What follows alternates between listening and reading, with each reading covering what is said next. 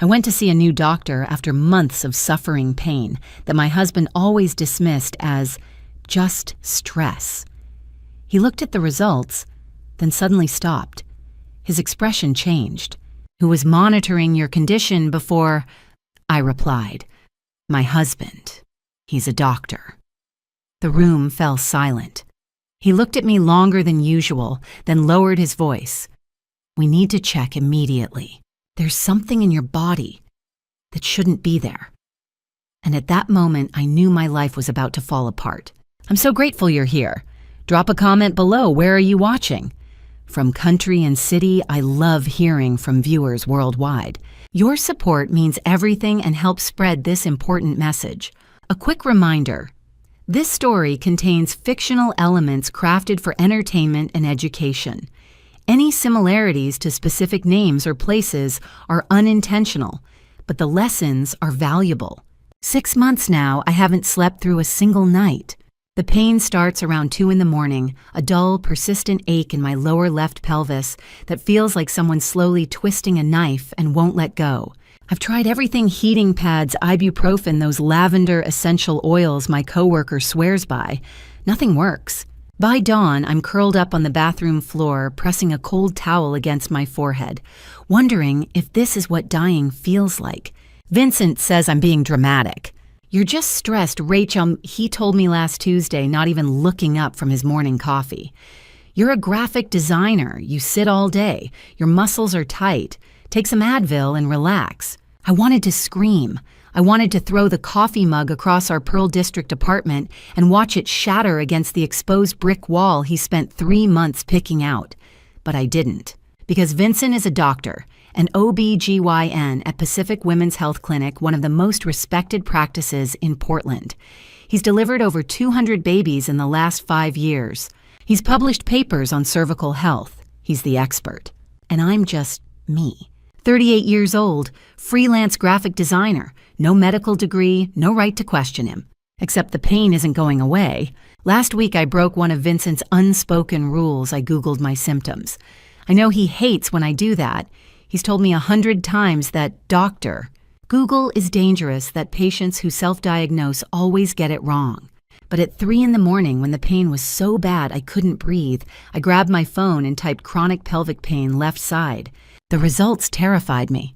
Endometriosis, pelvic inflammatory disease, ovarian cysts. Ectopic pregnancy, though that one didn't make sense since we haven't been trying for kids.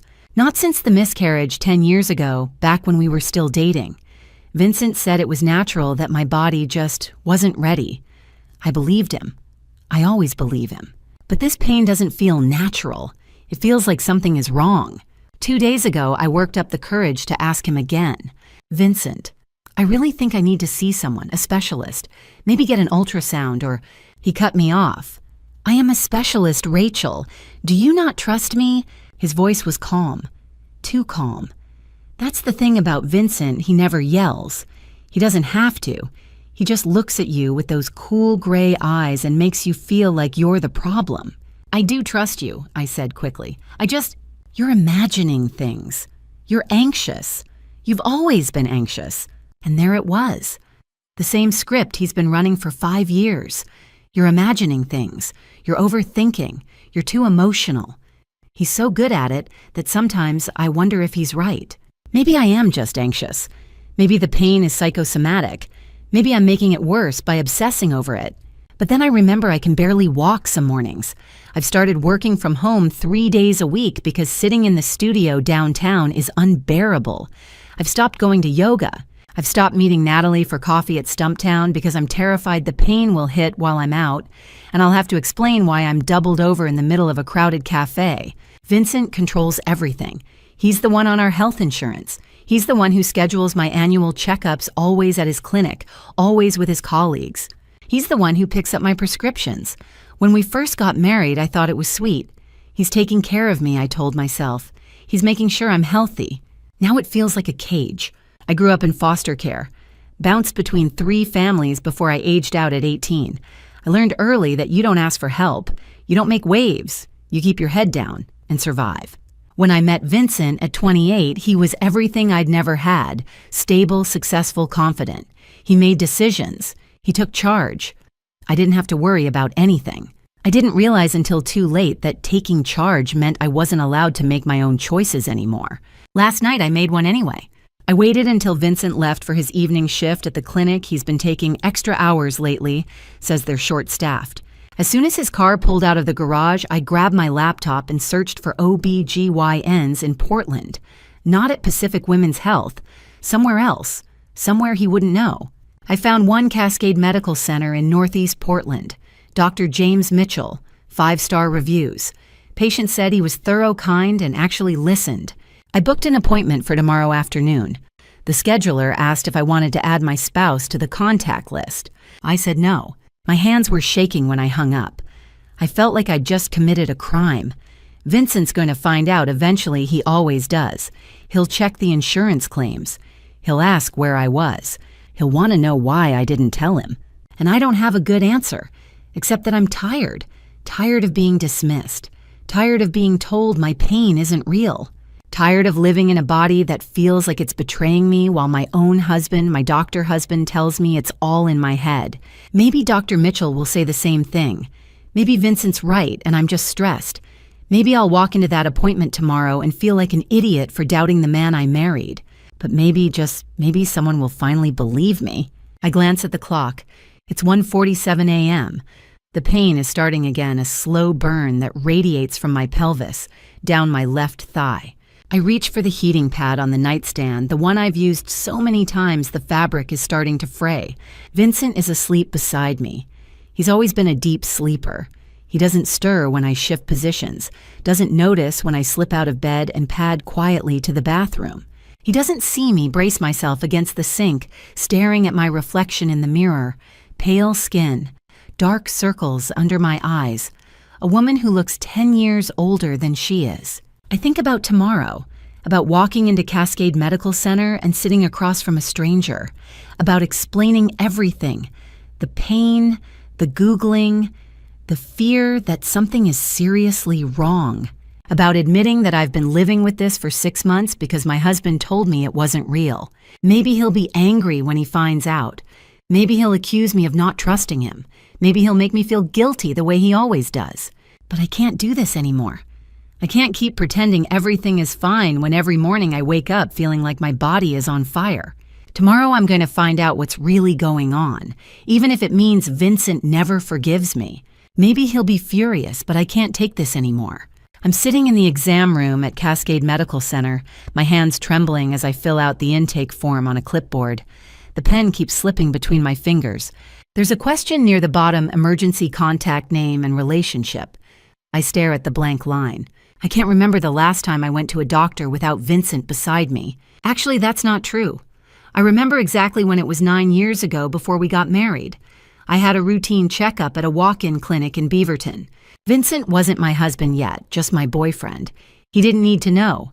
Now he's on every form, every insurance document, every medical decision. Except today, I write down Natalie's name and number, my old college roommate. We don't talk as much as we used to. Vincent says she's too dramatic, but she's the only person I trust right now. I slide the clipboard back across the reception desk, half expecting the nurse to call Vincent and tell him I'm here. She doesn't. She just smiles and says, "Dr. Mitchell will be with you shortly." The waiting room smells like antiseptic and lavender. There's a poster on the wall about ovarian cancer screening, another about IUDs, intrauterine devices, safe, effective, long-term birth control. I've never considered getting one. Vincent always said we'd figure out family planning together, which really meant he'd decide when and if we had kids. I flip through a magazine without reading it. My phone buzzes. Vincent. I silence it. It buzzes again and again. I turn it face down on my lap. Rachel Whitmore. I look up. A tall man in his mid-40s stands in the doorway. He's wearing navy scrubs and wire-rimmed glasses. His name tag reads, Dr. James Mitchell, OBGYN. That's me, I say, standing too quickly. My knees wobble. Come on back. His voice is warm, steady, not like Vincent's clinical tone. Let's figure out what's going on. The exam room is smaller than the ones at Pacific Women's Health Clinic, but somehow it feels less intimidating. Dr. Mitchell sits on a rolling stool and flips through my intake form. So chronic pelvic pain for 6 months, he says. And you've been managing it with over-the-counter pain relievers. Yeah, ibuprofen mostly, heating pads. Sometimes I can't get out of bed. Have you seen anyone else about this? I hesitate. My husband. He's an OB-GYN. He said it was just stress. Dr. Mitchell's expression doesn't change, but I notice the way his pen pauses mid-note. And you wanted a second opinion. I wanted to make sure, I say quietly. The pain isn't going away, it's getting worse. I can barely work some days. Okay. He sets the clipboard down. Let's start with an ultrasound. I want to see what's happening internally. Have you had one recently? Not in years. Vincent said I didn't need one. Dr. Mitchell nods slowly, but something flickers across his face. Concern, maybe, or doubt. Well, let's take a look now. I lie back on the exam table staring at the ceiling tiles while Dr. Mitchell preps the ultrasound machine. The gel is cold against my lower abdomen. I hear the machine hum to life, and then silence. Rachel, he says slowly, when was your last pelvic exam? 6 months ago. Vincent did it at his clinic. Did he do an ultrasound? No, just a physical exam. He said everything looked fine. Dr. Mitchell doesn't respond. His eyes are fixed on the screen. I turn my head to look, but I can't make sense of the black and gray shapes. What is it? I ask. He angles the screen toward me and points to a small, bright object lodged deep in the uterine wall. Do you see this? I squint. Is that a cyst? No. His voice is careful, controlled. That's an IUD. The room tilts. A what? An intrauterine device. It's a form of birth control. This one appears to be embedded in your uterine lining. I sit up so fast the gel smears across my shirt. That's not possible. I've never had an IUD. I would know if... Rachel. Dr. Mitchell's tone is firm but gentle. This device has been in place for at least 7 to 8 years, maybe longer. My mouth goes dry. 8 years! He nods. And it's causing significant inflammation. That's why you're in pain. The device has migrated into the uterine wall. That shouldn't happen with proper placement and monitoring. I can't breathe. 8 years. 8 years. I think back 2017. That was the year Vincent said I needed surgery. He told me I had a small ovarian cyst. Nothing serious, but it needed to be removed before it caused problems. I trusted him. I signed the consent forms. I went under anesthesia and woke up in recovery with Vincent holding my hand, telling me everything went perfectly. Rachel. Dr. Mitchell is watching me closely. Are you okay? I don't understand, I whisper. I never agreed to an IUD. Why would I stop? My brain is moving too fast, connecting dots I don't want to connect. Are you sure it's been there that long? The imaging suggests it's an older model. Possibly a copper IUD from the mid-2000s. They're not commonly used anymore. The FDA issued warnings about some of those devices. He pauses. I'm going to order some blood work. I want to check your inflammatory markers, specifically your CRP levels. CRP, C-reactive protein. It's a marker for inflammation. If it's elevated, it confirms what I'm seeing on the ultrasound. It'll also help us assess whether there's been long-term damage. I nod, but I'm not really listening. My mind is stuck on one question. How did an IUD get inside me without my knowledge? A nurse comes in and draws blood. I watch the vial fill with dark red liquid, thinking about Vincent's hands. The same hands that held mine. The same hands that performed surgery on me. The same hands that... No, I can't think about that right now. 20 minutes later, I'm back in the exam room. Dr. Mitchell comes in, holding a printout. Your CRP is 85 milligrams per liter, he says. Normal is under 10. What does that mean? It means you have severe chronic inflammation. The IUD is likely causing it, along with potential scarring and tissue damage. He sits down across from me. Rachel, this is serious. You need surgery to remove it. Soon. If we don't, the inflammation could lead to infection, permanent scarring, or worse. Okay, I say numbly. Okay. But before we schedule anything, I need to ask you something. His gaze is steady, unflinching. Who performed your surgery 8 years ago? My throat tightens. I already know the answer. I've known since the moment he said 8 years. My husband, I whisper. Dr. Vincent Palmer. Dr. Mitchell's jaw tightens. He doesn't say anything for a long moment. Then, Rachel, I'm legally required to document this. If a medical device was implanted without your informed consent, that's a serious violation. Do you understand what I'm saying? I nod, but my hands are shaking again. Worse than before. I'm going to refer you to a surgeon, Dr. Michael Porter at OHSU. He specializes in cases like this. He's removed embedded IUDs before, and he's very good. Doctor. Mitchell stands and places a hand on my shoulder. It's brief, professional, but kind. And Rachel, you might want to consider contacting a lawyer or the police. This isn't just medical malpractice. If what I think happened actually happened, it's assault. The word assault echoes in my head like a gunshot. I need you to promise me something, Dr. Mitchell says. Don't let Dr. Palmer know you came here. Not yet. Not until we have more information. Can you do that? I nod again, even though I know it's already too late. Vincent has been calling all morning. He knows. He always knows. Dr. Mitchell writes something on a prescription pad and hands it to me. This is for pain management until we can schedule the surgery. And here's my card. If you need anything, if you feel unsafe, call me. Day or night. I take the card with numb fingers. Thank you. Rachel. He says, his voice softer now. I know this is a lot to process, but you did the right thing coming here. You trusted your instincts. Don't stop trusting them now. I don't remember leaving the clinic. I don't remember walking through the parking lot. All I remember is sitting in my car, staring at my phone. 17 missed calls from Vincent. 6 text messages. Where are you? Why aren't you answering? Rachel, you're scaring me. Call me back. I know you went to a doctor. Why didn't you tell me? We need to talk now. Rachel, answer your phone. My hands are shaking so hard I can barely hold the phone. I think about calling him back. I think about driving home and pretending everything is fine. I think about telling him doctor. Mitchell found nothing, that I'm just being paranoid that he was right all along. But then I remember the ultrasound screen, the small bright object embedded in my uterine wall, the device that's been inside me for 8 years, the device I never agreed to. I turn off my phone, and I drive to Natalie's house. When I wake up from the surgery, the first face I see isn't Vincent's, it's Doctor. Michael Porter's older, gray-haired with deep lines etched around his eyes like someone who's spent decades delivering bad news. Welcome back, Rachel, he says quietly. His voice has the kind of steadiness you only hear in people who've seen too much. The procedure went well. You're in recovery now.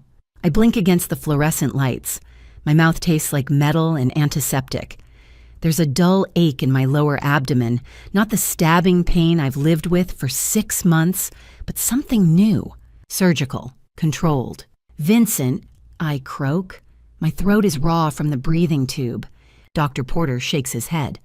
He's not here. Relief floods through me so fast I almost cry. I don't know when I made the decision, sometime between leaving Cascade Medical Center yesterday and checking into OHSU this morning, but I asked the intake nurse not to contact him. I didn't block his number. I couldn't bring myself to do that, but I turned my phone off and shoved it into the bottom of my purse. I didn't want him here, not for this. We removed the device. Dr. Porter continues. He pulls up a rolling stool and sits beside my bed. In his gloved hand, he's holding a small plastic bag. Inside is a T-shaped copper object, discolored and corroded. This is what was inside you. I stare at it.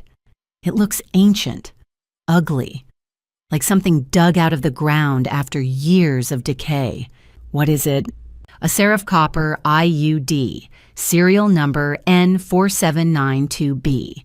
He turns the bag over so I can see the faint engraving on the copper stem.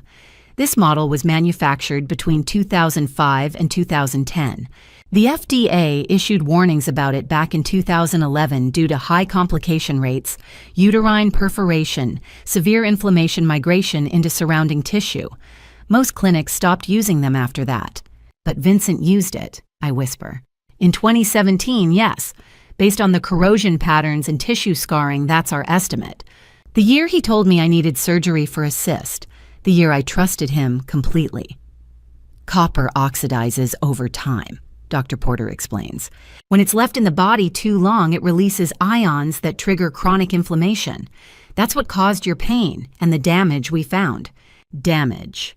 He sets the bag down on the side table. We sent tissue samples to pathology. The inflammation caused cellular changes in your uterine lining. The report came back this morning. My chest tightens. What kind of changes? Dysplasia, grade 3. I don't know what that means, but the way he says it carefully like he's diffusing a bomb tells me it's bad. Is that cancer?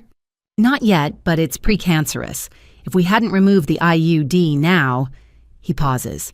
Rachel, another 6 months, and we'd be talking about a very different conversation. The room spins. I close my eyes and try to breathe, but all I can think about is Vincent's hand on my shoulder 8 years ago telling me the surgery went perfectly. You're fine, Rach. Everything's fine. He lied. He didn't just lie, he planned this. Rachel! Dr. Porter's voice pulls me back. There's someone here who needs to speak with you. I know you're exhausted, but this is important. Before I can respond, the door opens. A woman steps in. Late 30s dark hair pulled into a tight bun, wearing black slacks and a blazer with a detective's badge clipped to her belt. Ms. Whitmore, she says, extending a hand. I'm Detective Rebecca Walsh with the Portland Police Bureau Sex Crimes Unit. Dr. Mitchell contacted us yesterday after your initial exam. I don't take her hand. I can't. My arms feel like lead.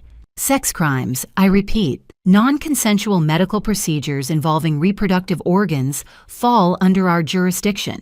She explains. Her tone is professional, but not unkind.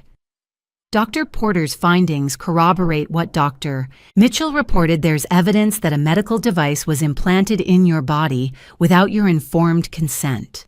I didn't know, I whisper. I swear I didn't know. I believe you. Detective Walsh pulls a chair up to the opposite side of my bed. That's why I'm here.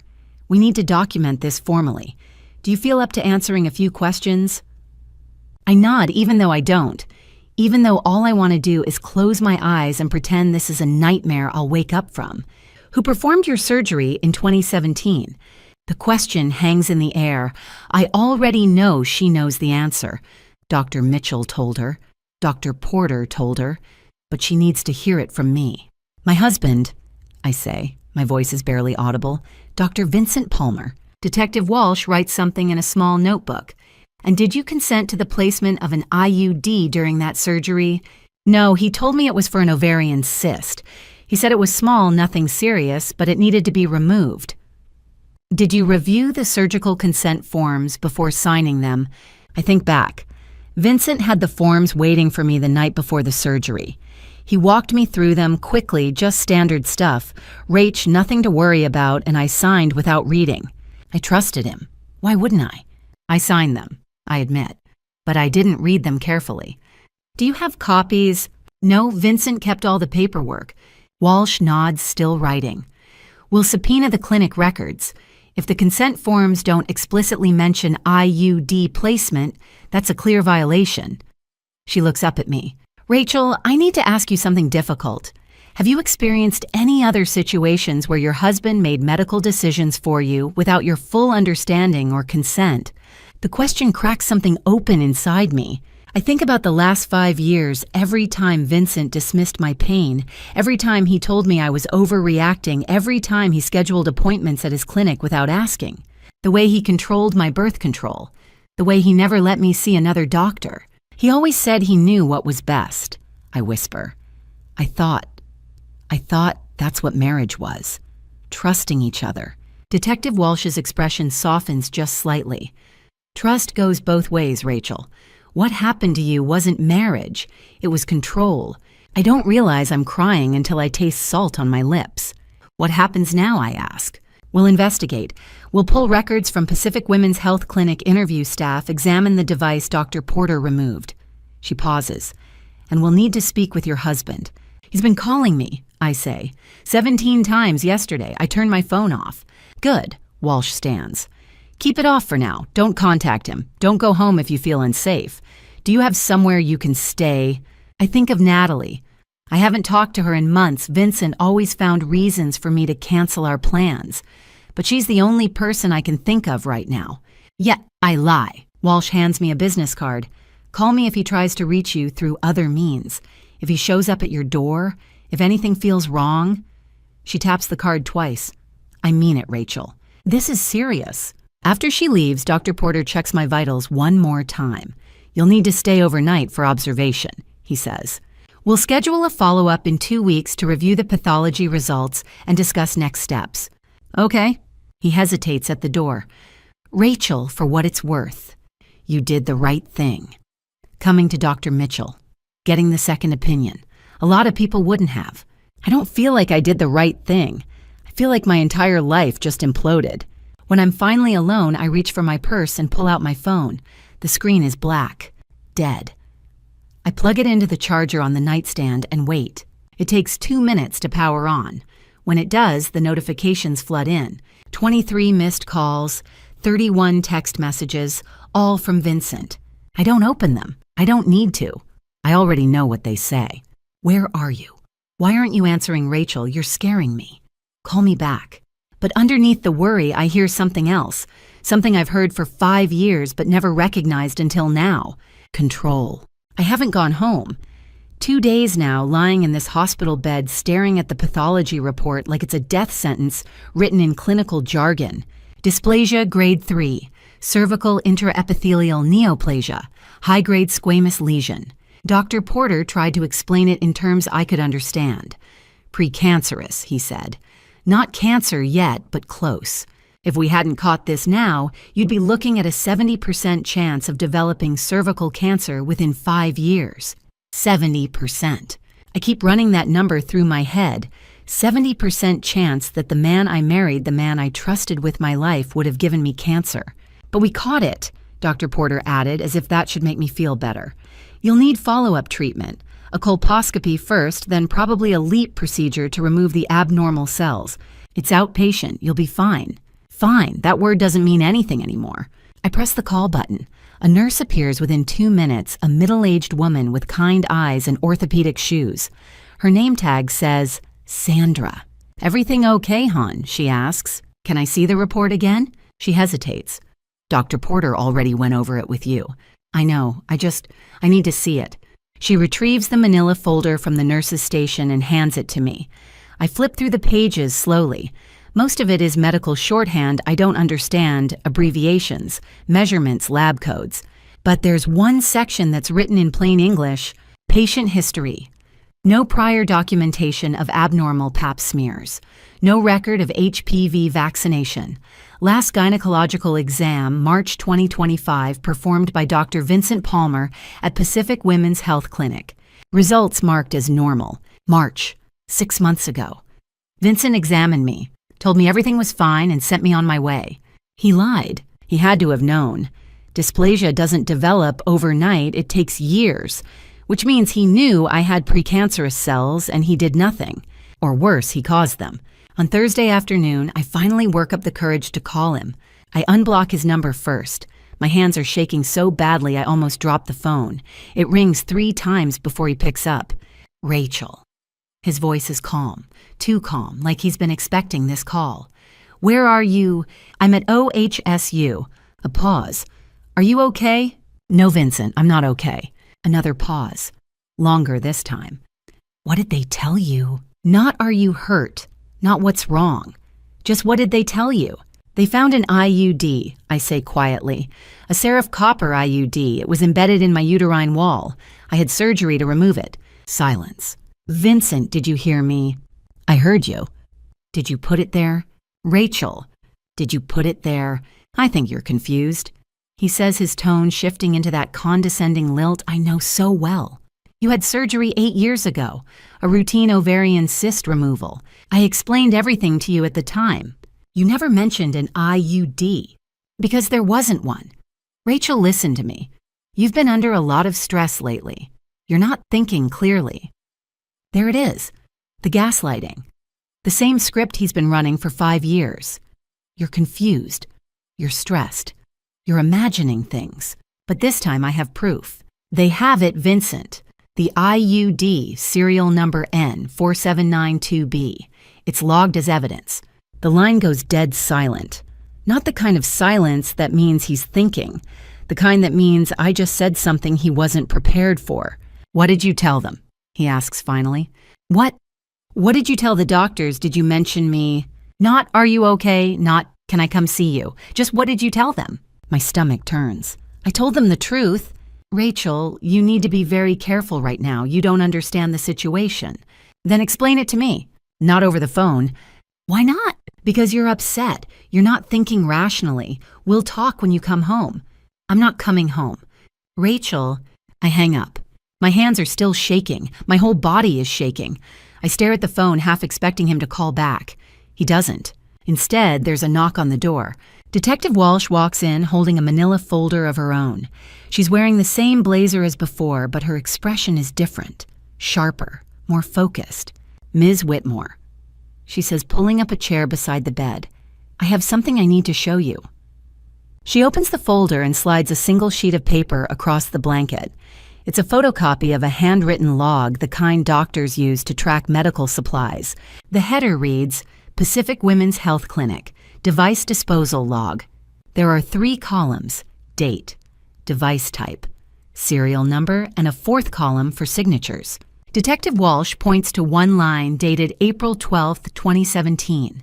Device type serif copper, IUD serial number N-4792-B, received by Dr. Vincent R. Palmer. His signature is right there. Looping, confident, unmistakable. I stare at it until the words blur together. "This proves he handled the device," Detective Walsh says. "We pulled this from the clinic's records this morning. Your husband signed for that IUD on the same day you had surgery. But that doesn't prove he put it inside me," I whisper. "Not by itself, no. But combined with your testimony, the pathology report, and the fact that you never consented, it's enough to move forward." She leans back in her chair. "Rachel, I need to ask you something, and I need you to be honest with me.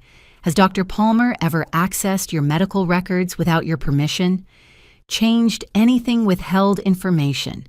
I think about the pathology report in my lap, the one that says my last exam was normal when it clearly wasn't.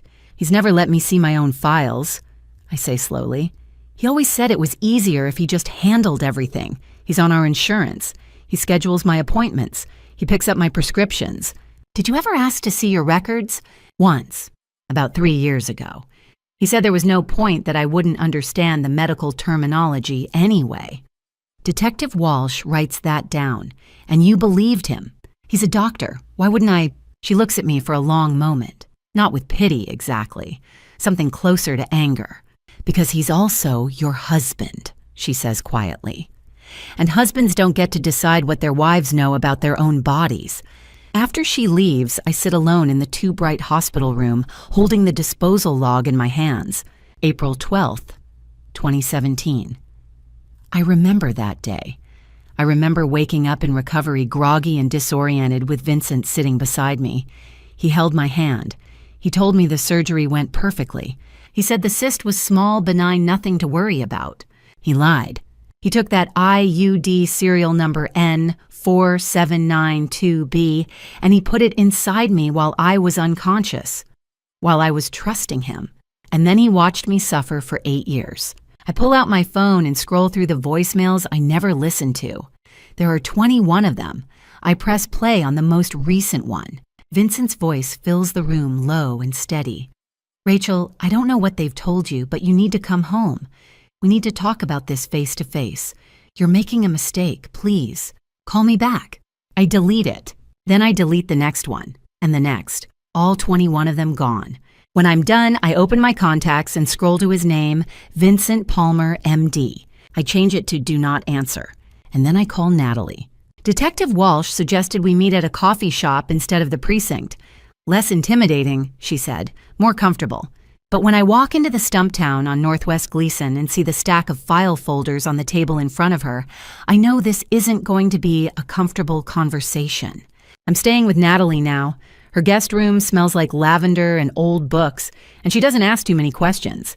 She just handed me a spare key and said, "Stay as long as you need."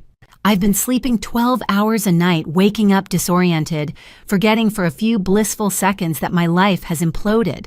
Then I remember. Detective Walsh stands when she sees me. "Thanks for coming, Rachel. Can I get you something coffee tea?" "Just water." She nods and flags down a barista. I sit across from her, folding my hands in my lap to keep them from shaking. The cafe is busy Sunday morning crowd people typing on laptops, reading newspapers, living their normal lives. I wonder if I'll ever feel normal again. Walsh slides a bottle of sparkling water across the table. "How are you feeling?" "I'm fine," I lie. She doesn't push. Instead, she opens the top folder.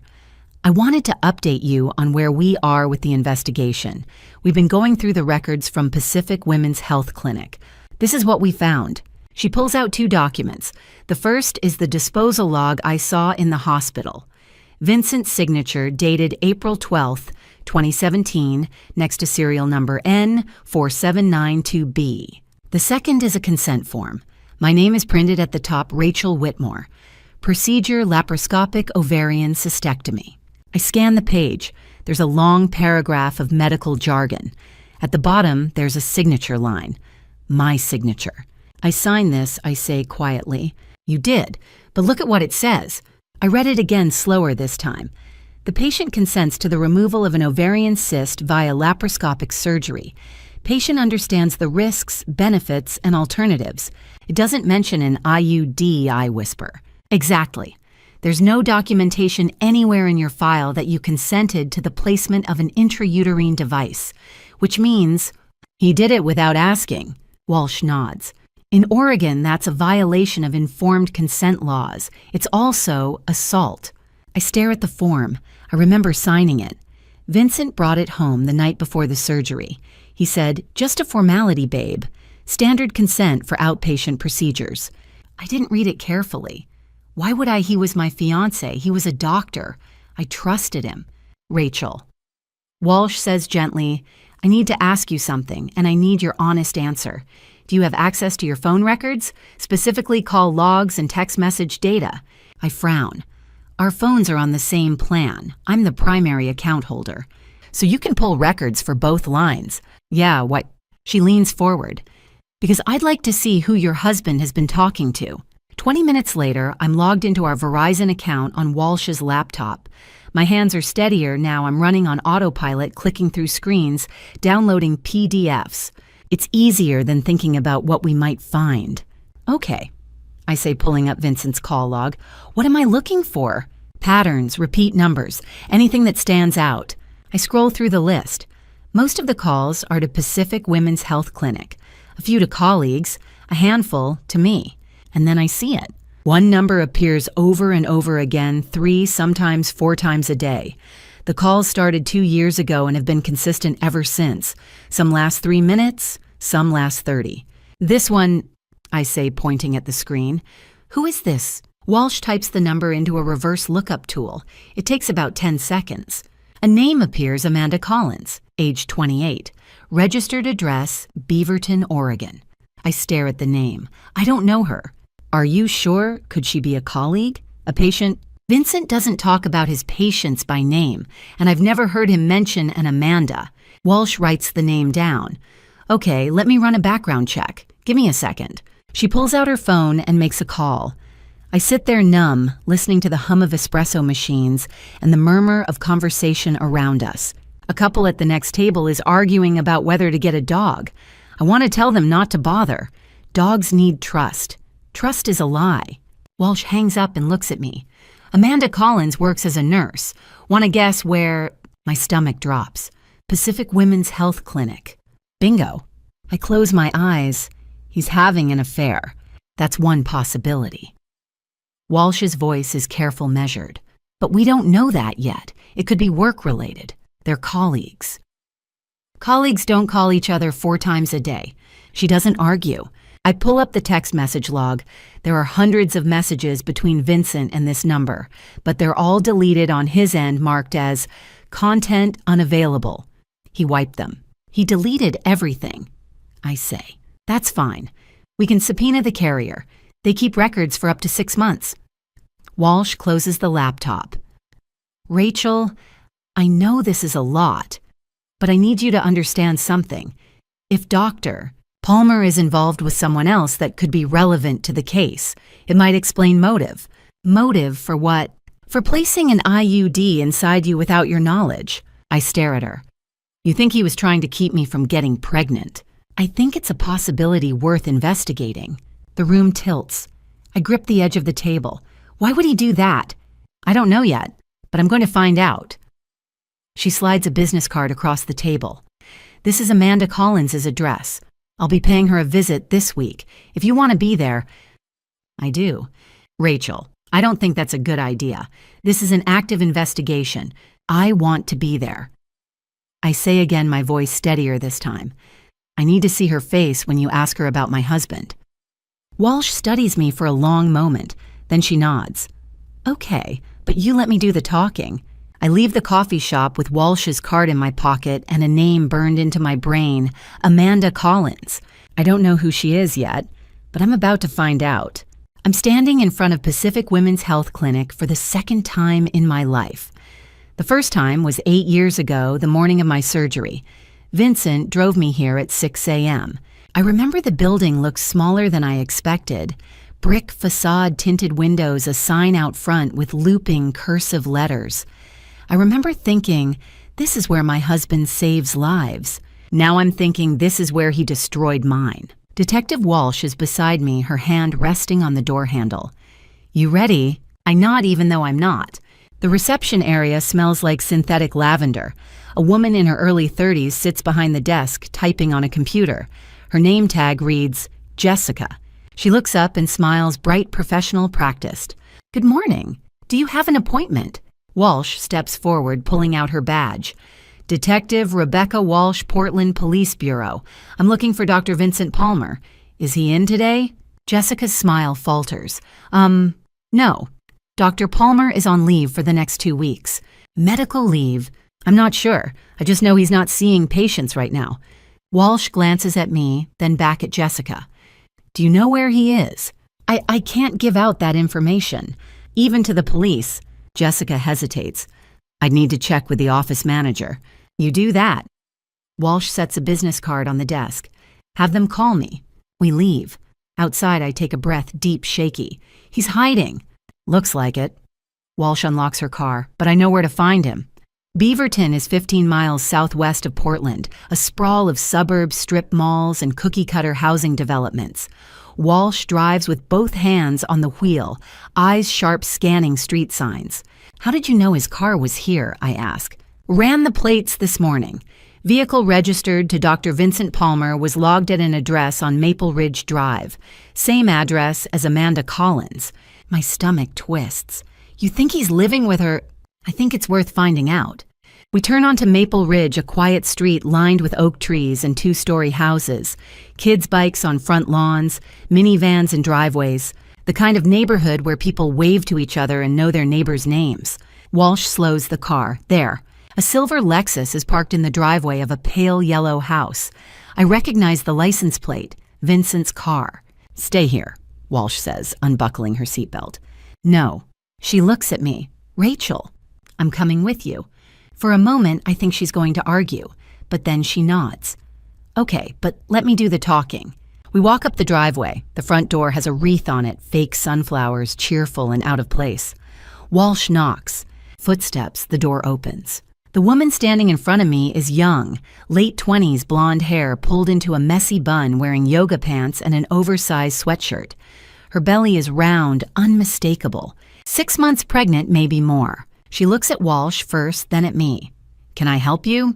Walsh holds up her badge. Detective Rebecca Walsh, Portland Police. Are you Amanda Collins? Amanda's eyes widen. Yes. What's going on? Is something wrong? I'm investigating a case involving Dr. Vincent Palmer. Is he here? Vincent, no, he's at work. Why, what happened? Walsh glances at me, then back at Amanda. Ma'am, when was the last time you saw Dr. Palmer? This morning. He left around 7.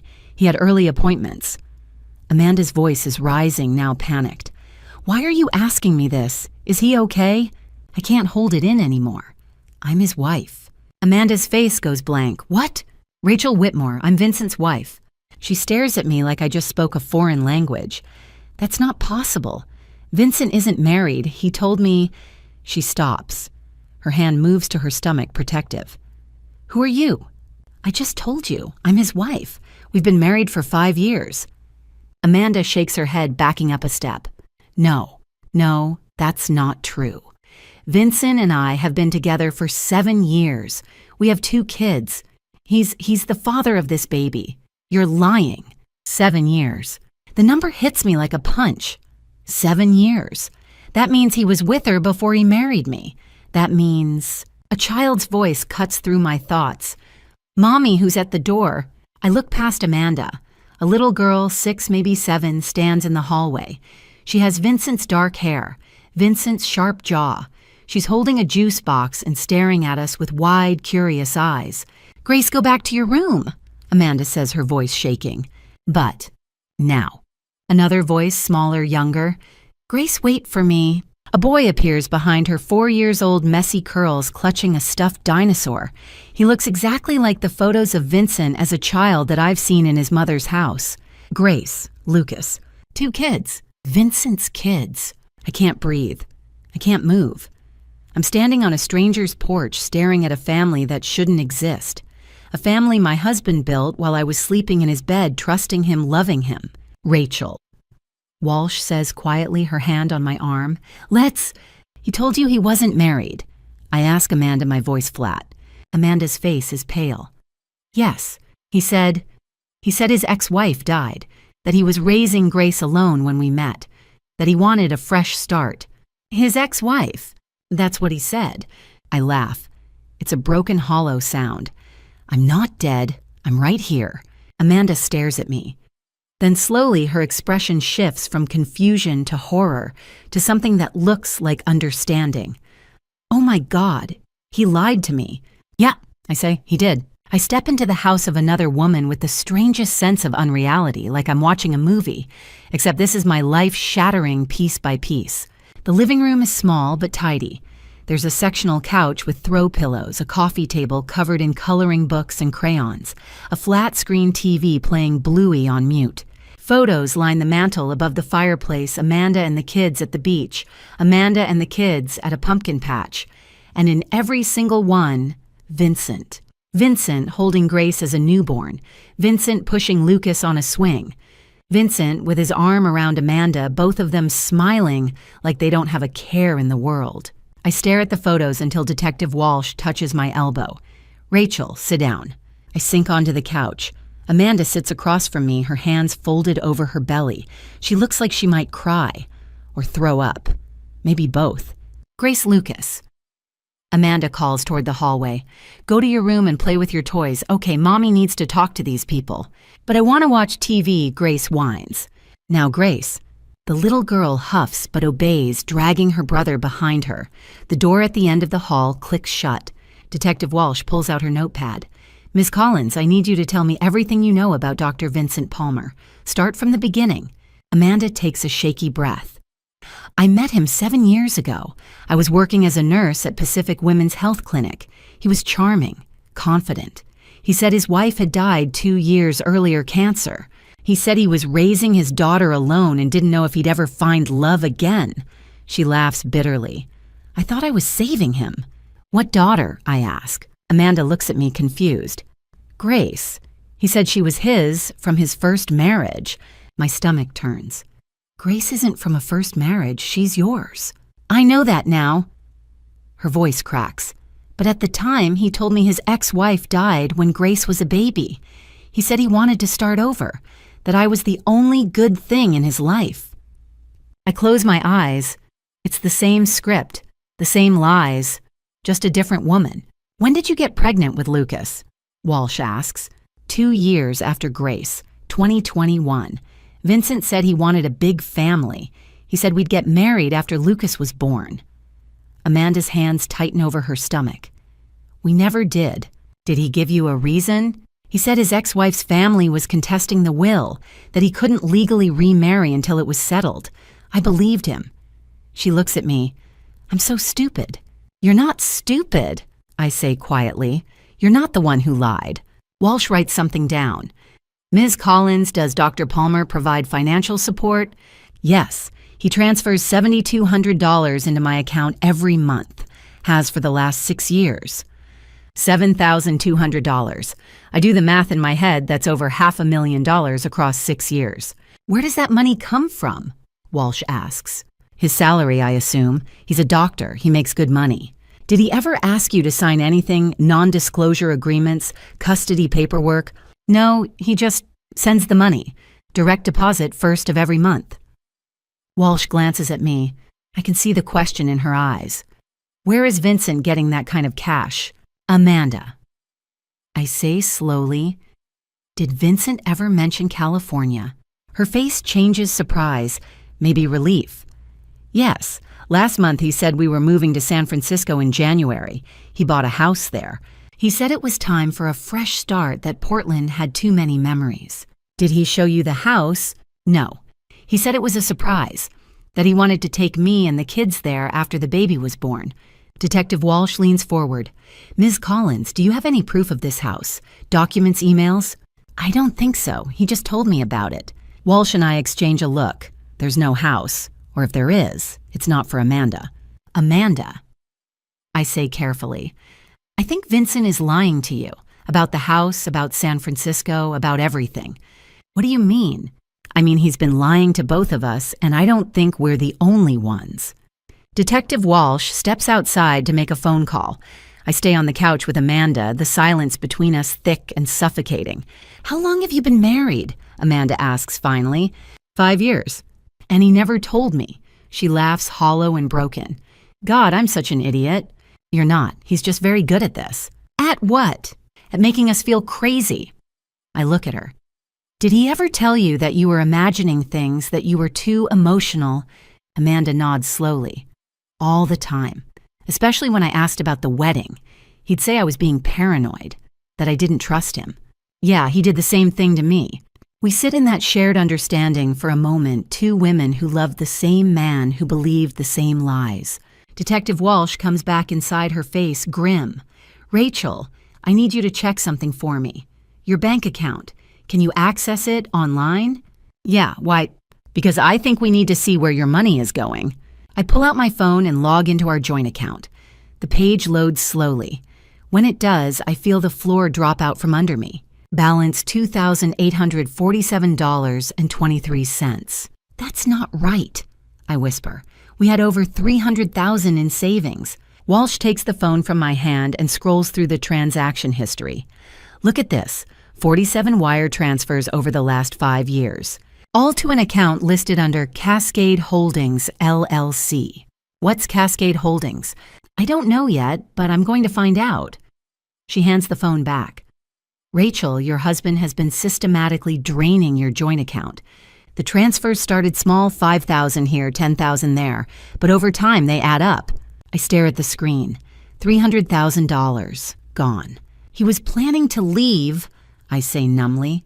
He was going to take everything and disappear. Walsh nods.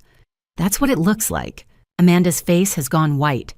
Do you think he was going to leave me too? I don't answer. I don't have to.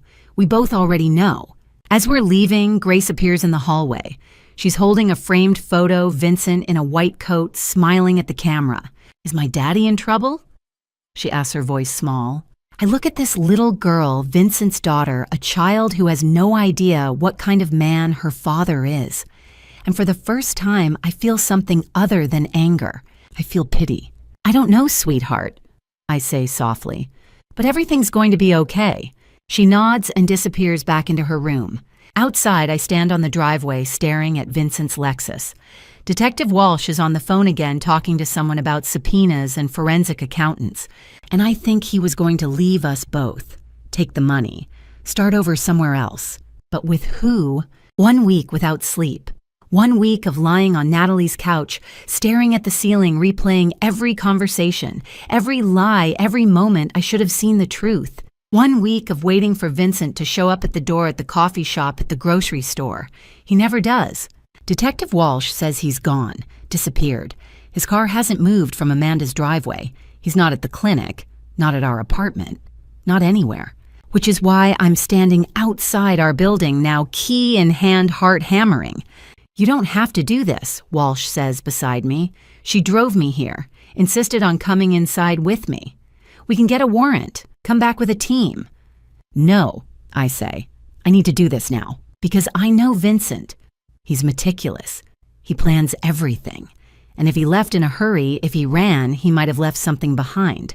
The apartment smells stale, like no one's opened a window in days. I flip on the lights. Everything looks the same.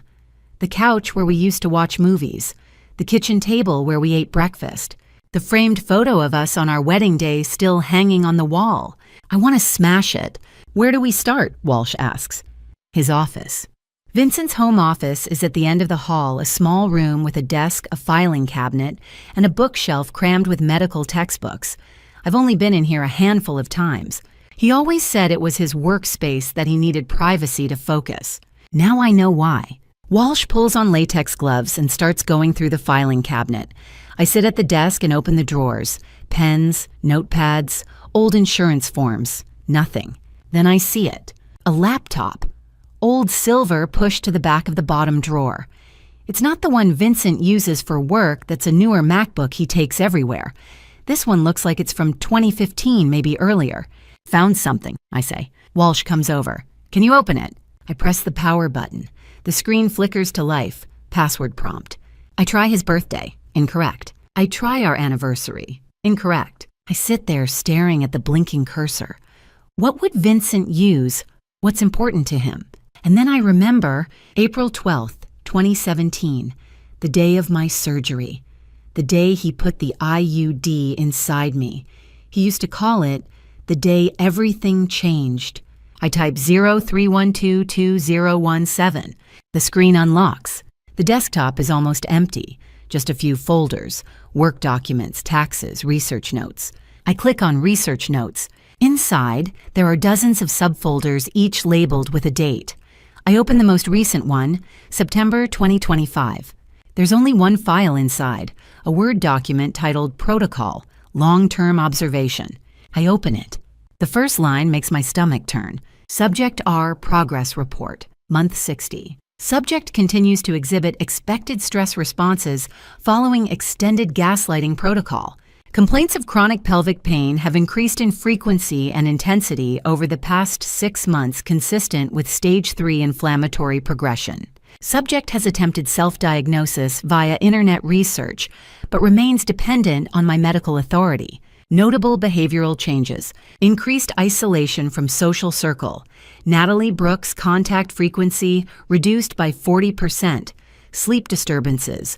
Self-reported average 4 to 5 hours per night. Heightened emotional reactivity recorded. Episodes 12 in the past month, IUD remains undetected. Projected timeline 8 to 10 years before discovery via external medical intervention. Subject's trust in my expertise remains intact. Next phase, transition to Subject M San Francisco. Estimated timeline January 2026. Financial assets successfully transferred to Cascade Holdings, LLC. Severance from Subject R. Will proceed as planned. I can't breathe.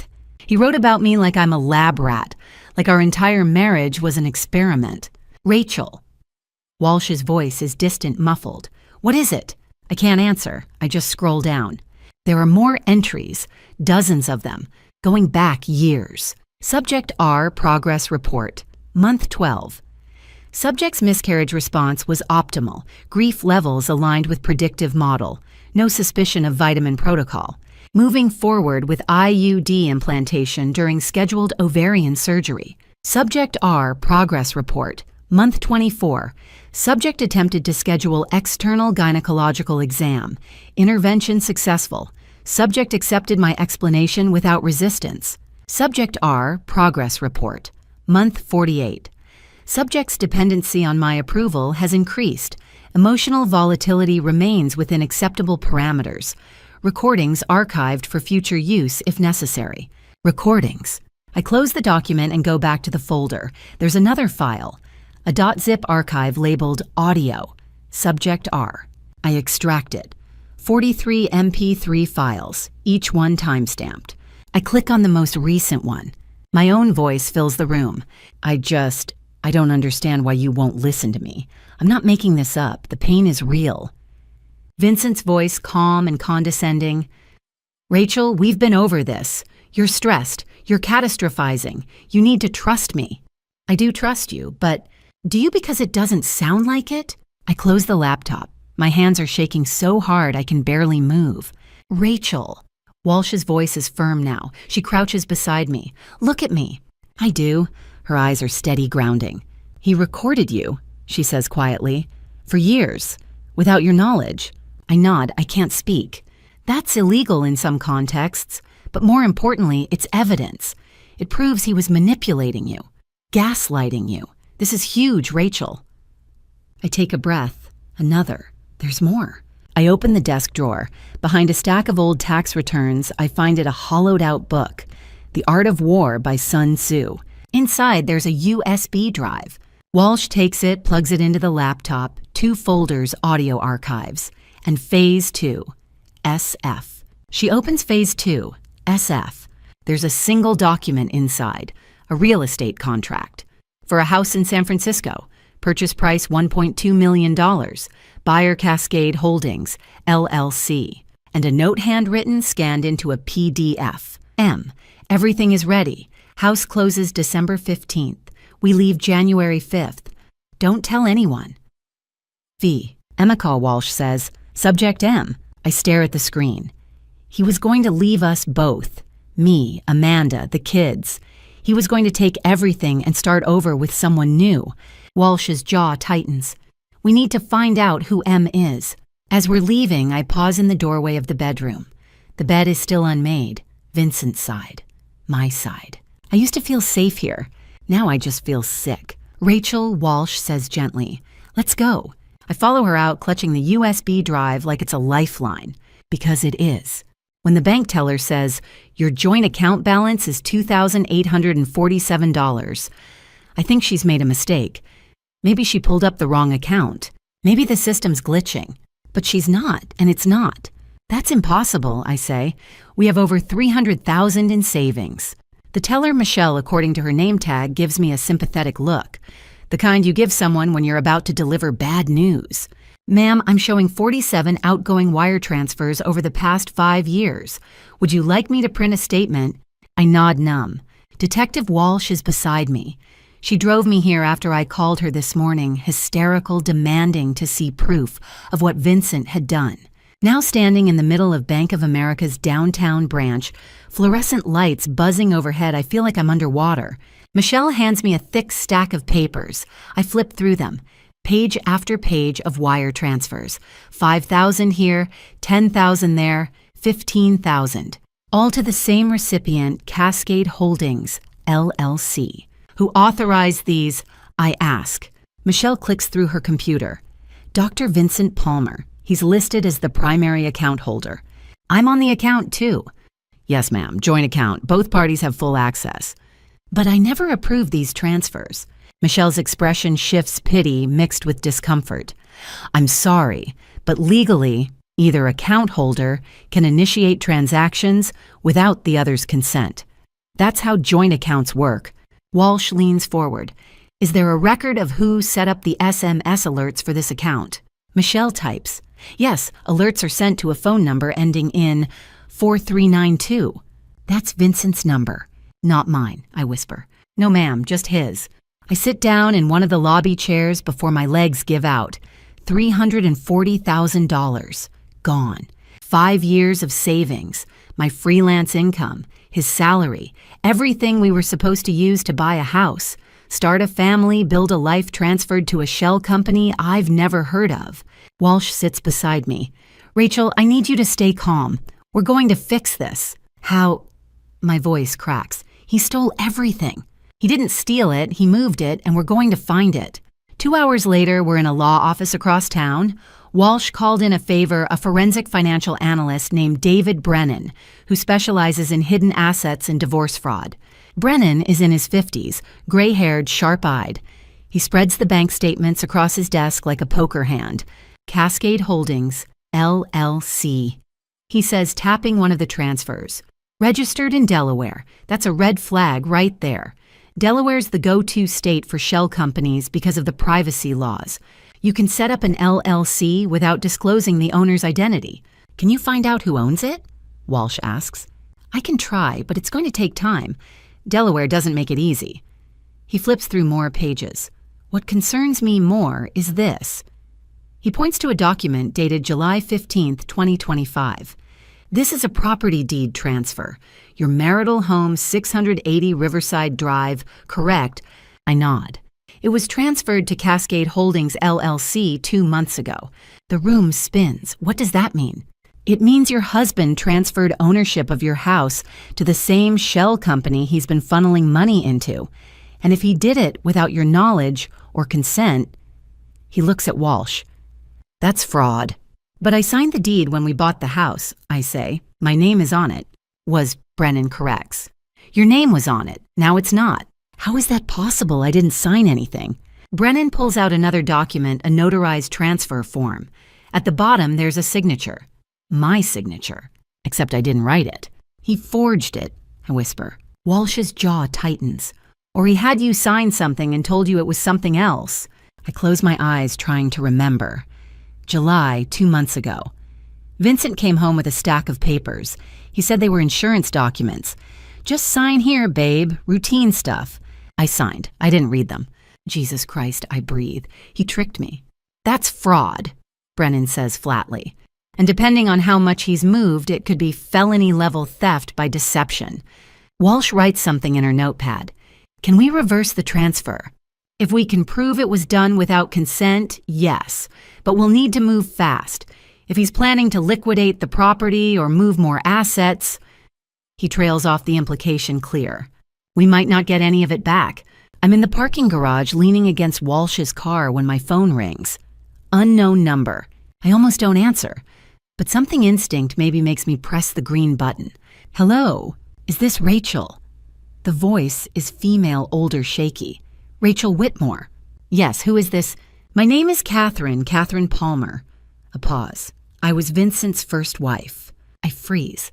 I saw the news, she continues, about the investigation, the IUD, the things he did to you. Her voice breaks. I'm so sorry. I should have warned you. How did you get my number? I called the police. Detective Walsh gave it to me. She said you might need to hear from someone who's been through this before. My heart is pounding. What do you mean, been through this? Catherine takes a shaky breath. Vincent did the same thing to me. Not the IUD, but the lies, the gaslighting, the money. Another pause. When we divorced, I found out he'd transferred almost everything we owned to an offshore account. I got nothing. He told everyone I was unstable, that I was imagining things. I can't speak. Rachel, she says, her voice firmer now. I need you to understand something. Vincent doesn't just lie. He destroys people, and he's very, very good at it. If you're going after him, you need to be prepared, because he's gonna fight back. I don't care, I say. I'm not backing down. Good. There's something like pride in her voice. Then I'll help you. I kept records, emails, financial statements, everything I could find before he cleaned me out. If you want them, they're yours. I close my eyes. Thank you. Don't thank me yet, Catherine says quietly. Just promise me you'll be careful. Vincent is dangerous. More dangerous than you think. She hangs up. I stand there in the parking garage, phone in hand, staring at nothing. Detective Walsh comes out of the building. Rachel, you okay? I look at her. That was Vincent's ex-wife. She wants to help. Walsh's eyebrows rise. Catherine Palmer. You gave her my number. I thought you should talk to her. She knows him better than anyone. Walsh studies my face. What did she say? That he did this before. That he's dangerous. I take a breath. And that she has evidence. Walsh nods slowly. Then we need to meet her. Soon. Catherine Palmer doesn't look the way I imagined. She's 48, but her eyes make her seem older, pale blue, tired, the kind that have cried too many tears. Her hair is silver gray, cut short and neat, and she's wearing a cardigan that looks like it's been washed 100 times. When she shakes my hand across the table at the coffee shop, her grip is firm, steady. "Thank you for meeting me," she says. "Thank you for calling." I glance at Detective Walsh, who's sitting beside me, notepad already out. "I don't know what Vincent told you about me, but—" "He didn't tell me anything," Catherine interrupts. "I saw the news. Portland Tribune ran a piece about the investigation 2 days ago. Local doctor accused of medical assault. Your name wasn't in the article, but I knew it was him." I swallow hard. "You were married to him? For 8 years. 2008 to 2016. She takes a sip of her coffee, black, no sugar. Her hands are shaking slightly. "I thought I was going to spend the rest of my life with him. I thought he loved me." "What happened?" Walsh asks gently. Catherine sets the cup down. "He told me I was infertile, that we'd been trying for 3 years and it was my fault. He said my ovaries weren't producing viable eggs, that I had, what did he call it, premature ovarian failure. He was so kind about it, so understanding. He said we'd look into adoption, that it didn't matter to him whether we had biological children or not." I feel my chest tighten. "But you're not infertile." "No." Catherine's smile is bitter. "I have 2 kids now, 7 and 5, both conceived naturally with my second husband. So Vincent lied. He did more than lie." Catherine reaches into her purse and pulls out a worn manila folder. "He controlled everything, our finances, my medical appointments, who I saw where I went. He said it was because he loved me, because he wanted to take care of me." She opens the folder and slides a stack of papers across the table. "But really, he just wanted to own me." I flip through the documents, bank statements, emails, text message printouts, all dated between 2010 and 2016. One email dated March 2013 catches my eye. From Vincent Palmer to Catherine Palmer. Subject, appointment reminder. "Kath, don't forget your appointment with Dr. Rosen tomorrow at 10 a.m. I've already updated him on your symptoms. Don't try to self-diagnose again. You know how you get when you read too much online. Let the professionals handle it. V." "Who's Dr. Rosen?" I ask. "Vincent's colleague, another OB-GYN. Catherine's voice is flat. "Vincent scheduled all my appointments with him. I wasn't allowed to see anyone else, and every-time doctor. Rosen would tell me the same thing, my hormone levels were abnormal, that I needed to accept the reality of my infertility. Did you ever get a second opinion? Once, in 2015, I went to a clinic across town without telling Vincent. They ran tests. Everything came back normal." She pauses. "When I told Vincent, he said I was being paranoid, that I didn't trust him. He made me feel so guilty that I didn't go back." Walsh writes something down. "What happened after the divorce? I met someone new, a teacher, kind, normal. We got married in 2017. A year later, I got pregnant." Catherine's eyes fill with tears. "I couldn't believe it. I thought it was a miracle." "But it wasn't a miracle. It was just proof that Vincent had been lying to me for years." "Did you ever confront him?" Catherine nods. "I called him, told him I was pregnant, asked him how that was possible if I was infertile." She wipes her eyes. "He said I must have misunderstood my diagnosis, that he never said I couldn't have children, that I was rewriting history." Gaslighting. The word echoes in my head. "Why didn't you report him?" Walsh asks. Catherine looks down at her hands. "Because he had leverage, videos of us, private videos. He said if I ever tried to destroy his reputation, he'd make sure everyone saw them." Her voice cracks. I was humiliated, terrified. I just wanted to move on. I reach across the table and take her hand. "I'm so sorry." "Don't be. You're the one going through this now." She squeezes my hand. "But Rachel, you need to understand something. Vincent doesn't just lie. He documents everything. He keeps records, notes. I think he sees it as proof of how smart he is, how much control he has." Walsh leans forward. "Do you know where he keeps these records?" "I don't know for sure. But when we were married, he had a journal, a leather-bound notebook. He used to write in it late at night. I asked him once what he was writing, and he said it was case notes, medical stuff. But I don't think that's what it was." "What do you think it was?" Catherine looks at me. "I think it was us, his wives. His experiments. I think he was documenting what he did to us. We moved from the coffee shop to Catherine's apartment in Northwest Portland. Its small, cozy bookshelves lining the walls, kids' drawings on the fridge, family photos on the mantel. A normal life, the kind I thought I had. Catherine pulls a cardboard box out of her closet. This is everything I kept. I don't know if it'll help, but she opens the box. Inside are more emails printed and highlighted, financial statements, therapy notes from 2016, and at the bottom, a single piece of paper, handwritten, torn at the edges. I pick it up. The handwriting is unmistakable. Vincent's. March 15th, 2016. Catherine divorced me because she couldn't have children. She blames me, but it's not my fault she's broken. Next time I'll do better. I'll choose someone younger, someone more manageable. Note to self-control the narrative. Control the finances. Never let them see the full picture. I read it twice, 3 times. My hands are shaking. Where did you find this? I whisper. In his desk drawer, the day I moved out. He'd left it there like he didn't care if I saw it, or maybe he wanted me to see it. Catherine's voice is hard. That's when I realized I was never a person to him. I was a project. Walsh photographs the note. Ms. Palmer, this is evidence. I'm going to need to take this. Take all of it, Catherine says.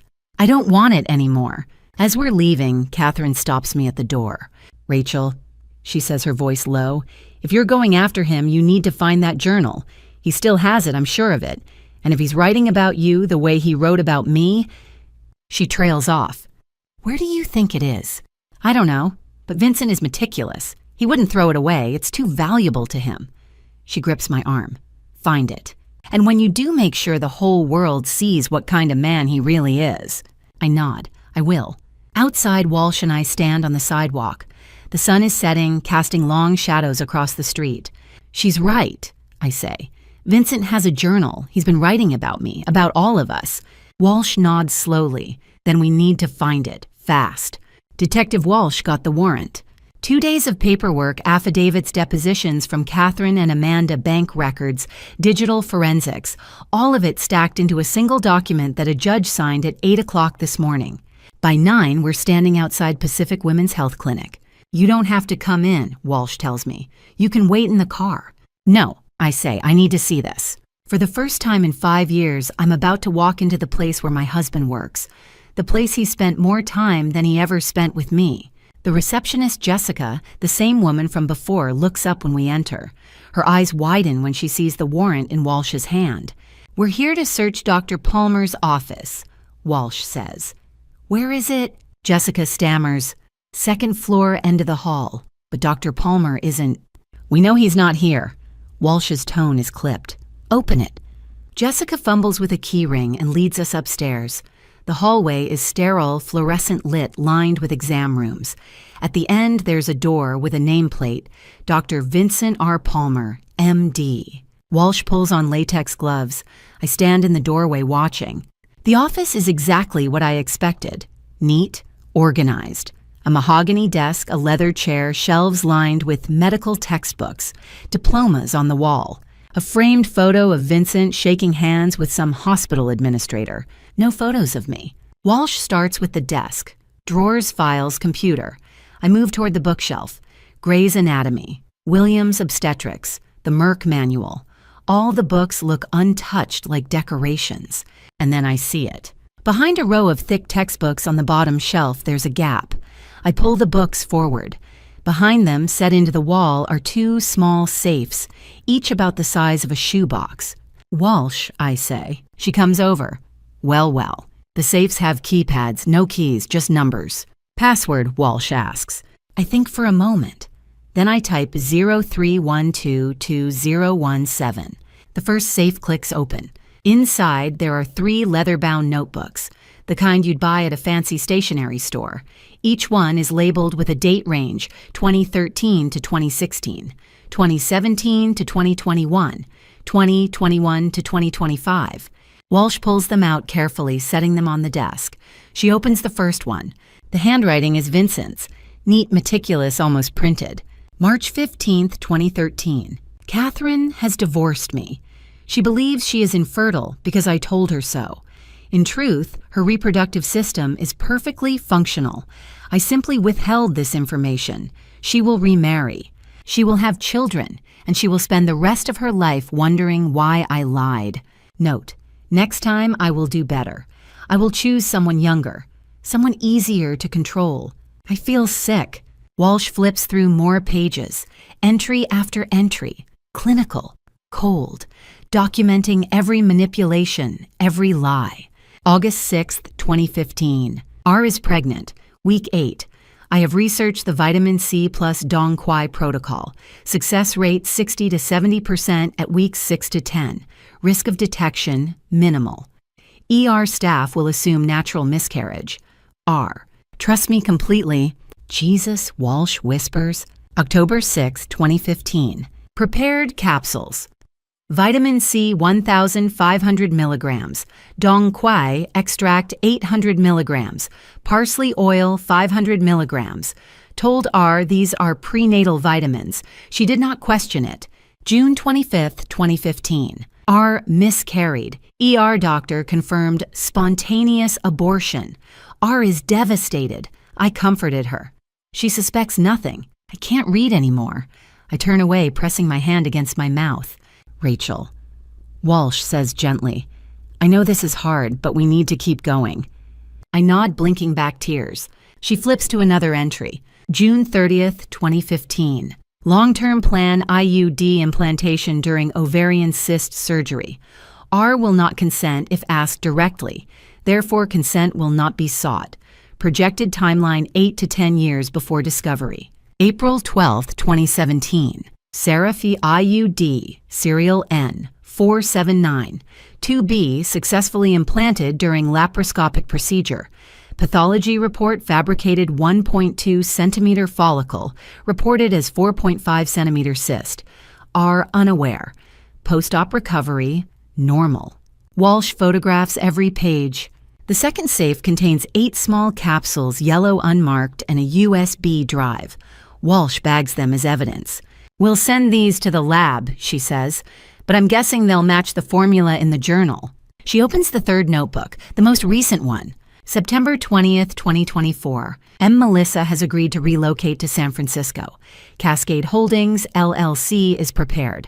House closes December 15th. Departure January 5th, 2026. R remains unaware of financial transfers. IUD remains undetected. Severance plan proceeding as scheduled. And then the final entry, October 1st, 2024. If R discovers the IUD, I will use the audio recordings to prove she is mentally unstable. I have documented her emotional volatility extensively. The court will side with me. It always does. Walsh reads it out loud. Her voice is steady, but I can hear the anger underneath. He thought he was untouchable, she says. I stare at the notebooks. 3 leather-bound volumes. 11 years of Vincent's life.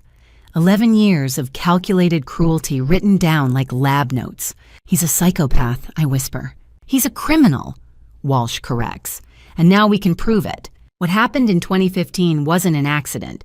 Before I show you the proof, drop 2015 in the comments if you're ready for the truth. And remember, parts of this story are fictionalized for storytelling. Feel free to stop watching if it's not for you. I'm sitting across from District Attorney Sarah Whitman and forensic pathologist Dr. Margaret Lewis. My hands clench so tight they've gone numb.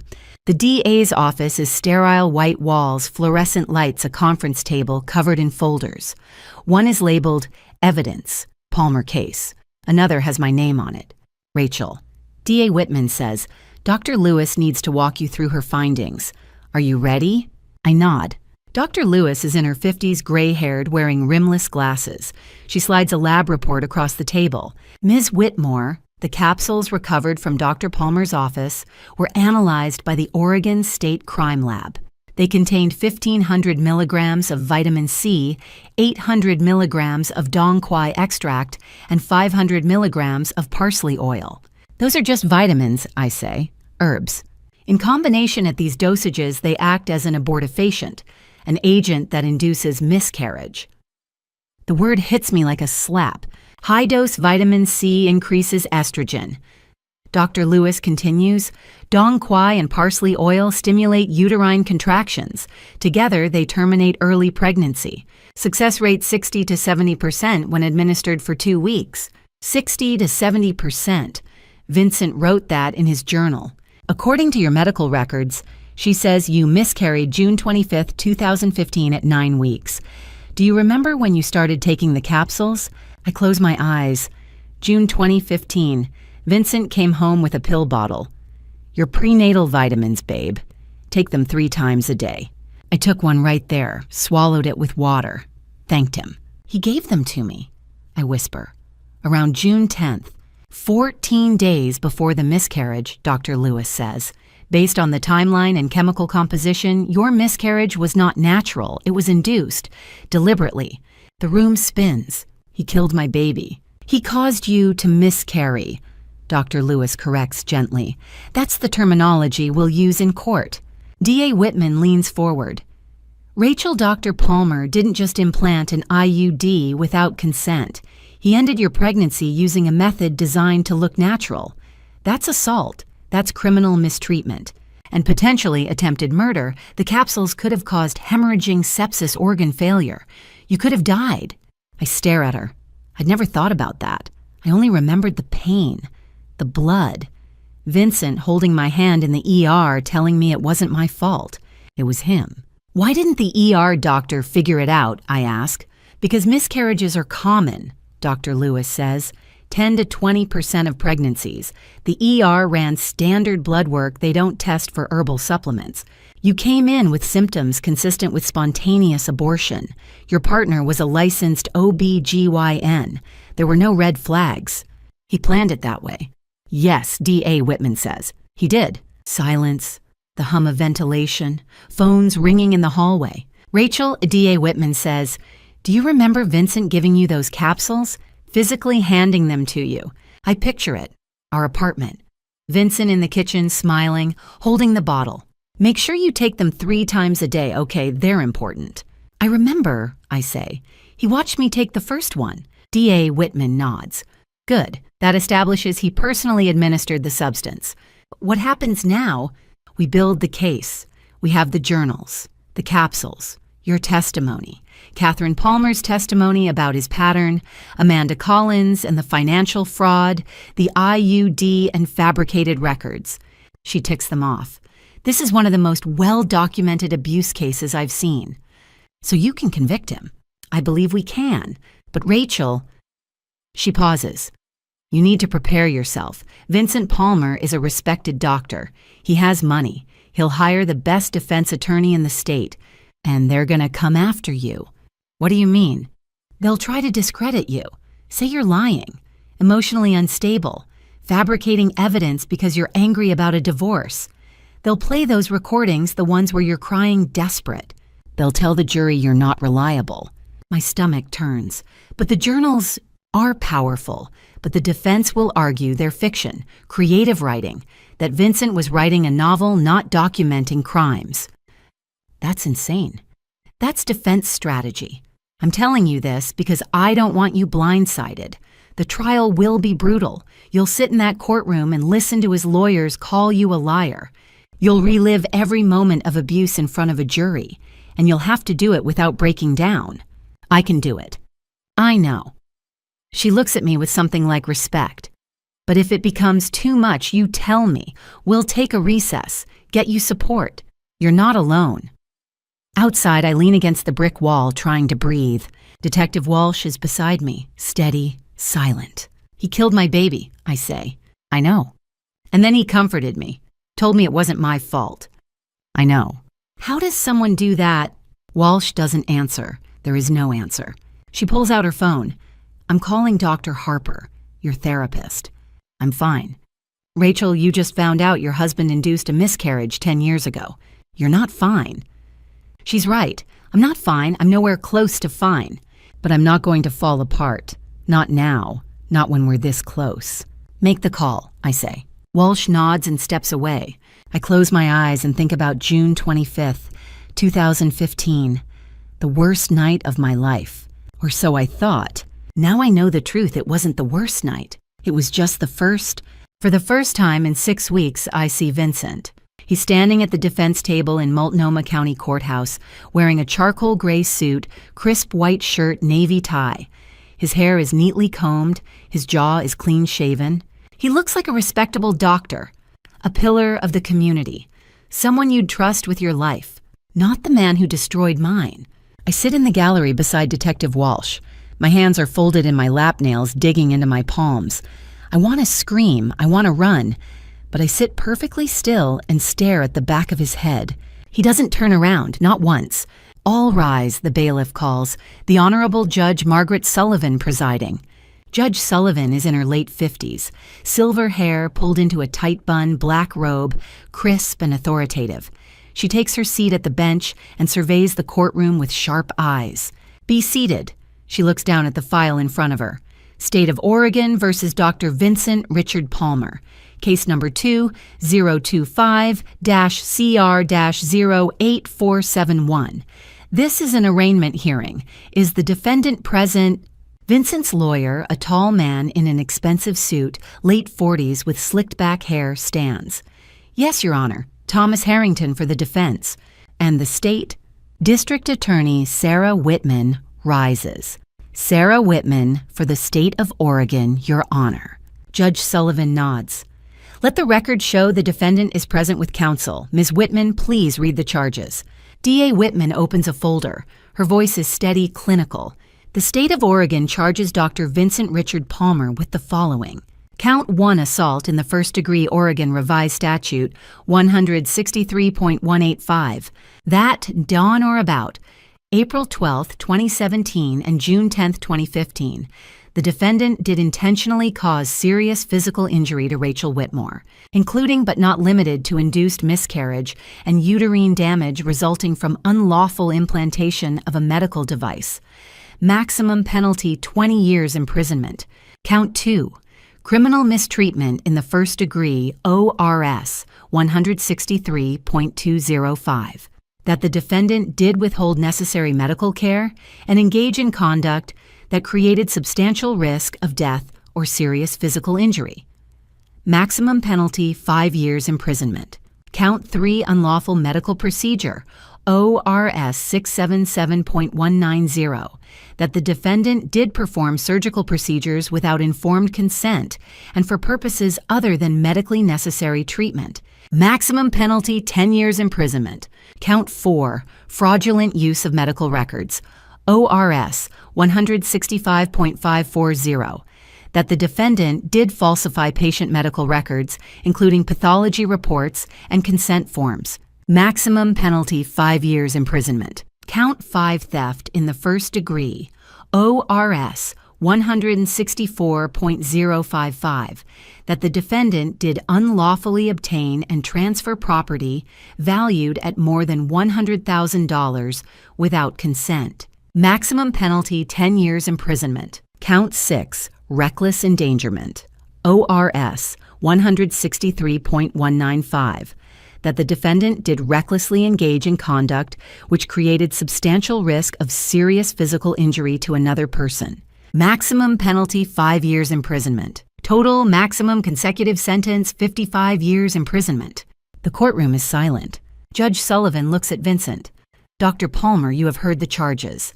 How do you plead?" Vincent stands. His voice is calm, steady, like he's discussing a patient's lab results. "Not guilty, Your Honor, on all counts." I feel something crack inside me. Thomas Harrington steps forward. "Your Honor." The defense moves to dismiss counts 1, 2, and 6 on the grounds of insufficient evidence. The so-called journals presented by the prosecution are hearsay and inadmissible. They constitute creative writing, personal reflections with no evidentiary value. My client is a doctor. He takes notes. He writes. None of this proves criminal intent. D. A. Whitman stands. Your Honor, the journals are admissible under Federal Rule of Evidence 800, 1D, 2. The party admission exception. These are not third-party statements, they are doctor. Palmer's own words written in his hand corroborated by physical evidence, including the capsules recovered from his office, which match the formulas documented in the journals, and the IUD with serial number N4792B, which corresponds to the disposal log signed by Dr. Palmer on April 12, 2017. We also have expert testimony confirming the handwriting is his. This is not hearsay, this is a confession. Harrington's jaw tightens. Your Honor, even if the journals are admitted, they do not prove that Dr. Palmer administered any substance to Ms. Whitmore. They do not prove he implanted an IUD without consent. At best, they suggest hypothetical scenarios. They detail specific dates, substances, and outcomes. D.A. Whitman interrupts, including the exact date of Ms. Whitmore's miscarriage and the exact serial number of the IUD removed from her body. That's not hypothetical. That's documentary evidence of premeditated assault. Judge Sullivan raises a hand. Enough. The motion to dismiss is denied. The journals combined with physical evidence and expert corroboration are admissible. The jury will determine their weight. She looks at Harrington. Anything else, Mr. Harrington? Yes, Your Honor, we request bail. Dr. Palmer is a respected physician with deep ties to the community. He has no prior criminal record. He is not a flight risk. D.A. Whitman stands again. Your Honor, the defendant has already demonstrated flight risk. He was unaccounted for 6 weeks following the initial investigation. He transferred over $300,000 to offshore accounts. He has documented plans to relocate to San Francisco.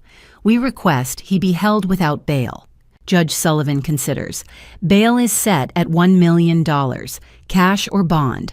Dr. Palmer will surrender his passport and submit to GPS monitoring if released. Trial date is set for December 1st, 2025. Next hearing, November 20th for pretrial motions. She bangs the gavel. As the bailiff leads Vincent away, he finally turns. His eyes find mine across the courtroom. He doesn't look angry. He doesn't look afraid. He looks bored. Like this is all just an inconvenience, a minor delay in his schedule. I stare back at him, and I think, you're not getting away with this. Outside the courthouse, reporters swarm. Cameras flash. Microphones thrust forward. Ms. Whitmore, how do you feel about the charges? Do you believe Dr. Palmer will be convicted? What do you say to people who claim you're fabricating evidence? Detective Walsh steers me past them, her hand firm on my elbow. But I hear it, Thomas Harrington's voice smooth and practiced, just loud enough to carry. My client is innocent. Ms. Whitmore is a woman scorned, suffering from severe emotional distress. We have evidence recordings, testimonies proving she is mentally unstable. The truth will come out at trial. I freeze. Walsh pulls me forward. Don't listen, keep walking. But the words echo in my head. Mentally unstable. He's going to use the recordings, the ones where I'm crying, where I sound desperate. He's going to make me the villain. The courtroom is colder than I expected, or maybe it's just my body going numb every time I hear Vincent's voice. He sits at the defense table, Thomas Harrington beside him, both of them in dark suits looking calm, composed. Like this is just another day at work. I sit behind D.A. Whitman, hands folded in my lap, trying to breathe. All rise. Judge Sullivan enters. We sit. The jury files in 12 faces I've studied for days. 7 women, 5 men. Ages ranging from mid-20s to late 60s. I wonder which ones believe me. Which ones think I'm lying? Ms. Whitman. Judge Sullivan says, your opening statement. D.A. Whitman stands. She walks to the center of the courtroom facing the jury. Ladies and gentlemen, this is a case about control. About a man who used his medical expertise, his authority, and his marriage to systematically destroy the woman he claimed to love. Over the course of 12 years, Dr. Vincent Palmer manipulated 2 women, Catherine Palmer and Rachel Whitmore. He lied to them. He drugged them. He stole from them. And he documented every moment in handwritten journals as if his crimes were scientific experiments. She gestures to the evidence table, journals, capsules, the IUD disposal log. You will hear testimony from Dr. James Mitchell, who discovered an IUD embedded in Ms. Whitmore's uterine wall, a device she never consented to. You will see the disposal log signed by Dr. Palmer on April 12, 2017, the same day as Ms. Whitmore's surgery. You will read his own words, IUD successfully implanted, are unaware. and you will hear from forensic experts who will confirm that Dr. Palmer induced Ms. Whitmore's miscarriage in 2015 using a combination of herbal supplements designed to look like prenatal vitamins. She pauses, letting it sink in. The defense will try to tell you this is a story about a woman scorned, that Ms. Whitmore is unstable, emotional, unreliable. But the evidence doesn't lie. The journals don't lie. And by the end of this trial, you will see Dr. Vincent Palmer for what he truly is, a predator in a white coat. She sits. Harrington stands, slow, deliberate. Ladies and gentlemen, my client is a doctor, a healer, a man who has dedicated his life to women's health. And now he sits accused of crimes he did not commit based on the word of a woman who has every reason to lie. He looks at me. Rachel Whitmore is not a victim. She is a woman who, after discovering her husband's affair, fabricated a story to destroy him. You will hear recordings, 40 hours of them, of Miss C. Whitmore crying, screaming, accusing my client of things that never happened. You will hear testimony from her own friends that she was emotionally volatile, prone to exaggeration. And you will see that the so-called journals are nothing more than creative writing, a doctor's private reflections, not a criminal confession. He sits. Judge Sullivan nods. Ms. Whitman, call your first witness. The state calls Dr. James Mitchell. Dr. Mitchell takes the stand. He looks professional, calm. He describes the ultrasound, the IUD, the inflammation, the CRP level of 85 milligrams per liter. And did Ms. Whitmore have any record of consenting to an IUD placement? D.A. Whitman asks. No, there was no documentation in her file. Did you report this to the authorities? Yes, immediately. Harrington stands for cross-examination. Dr. Mitchell, you testified that there was no documentation, but isn't it possible that Ms. Whitmore simply forgot, that she consented years ago and doesn't remember? No, an IUD placement is a significant procedure. Patients remember, but you didn't perform the original surgery.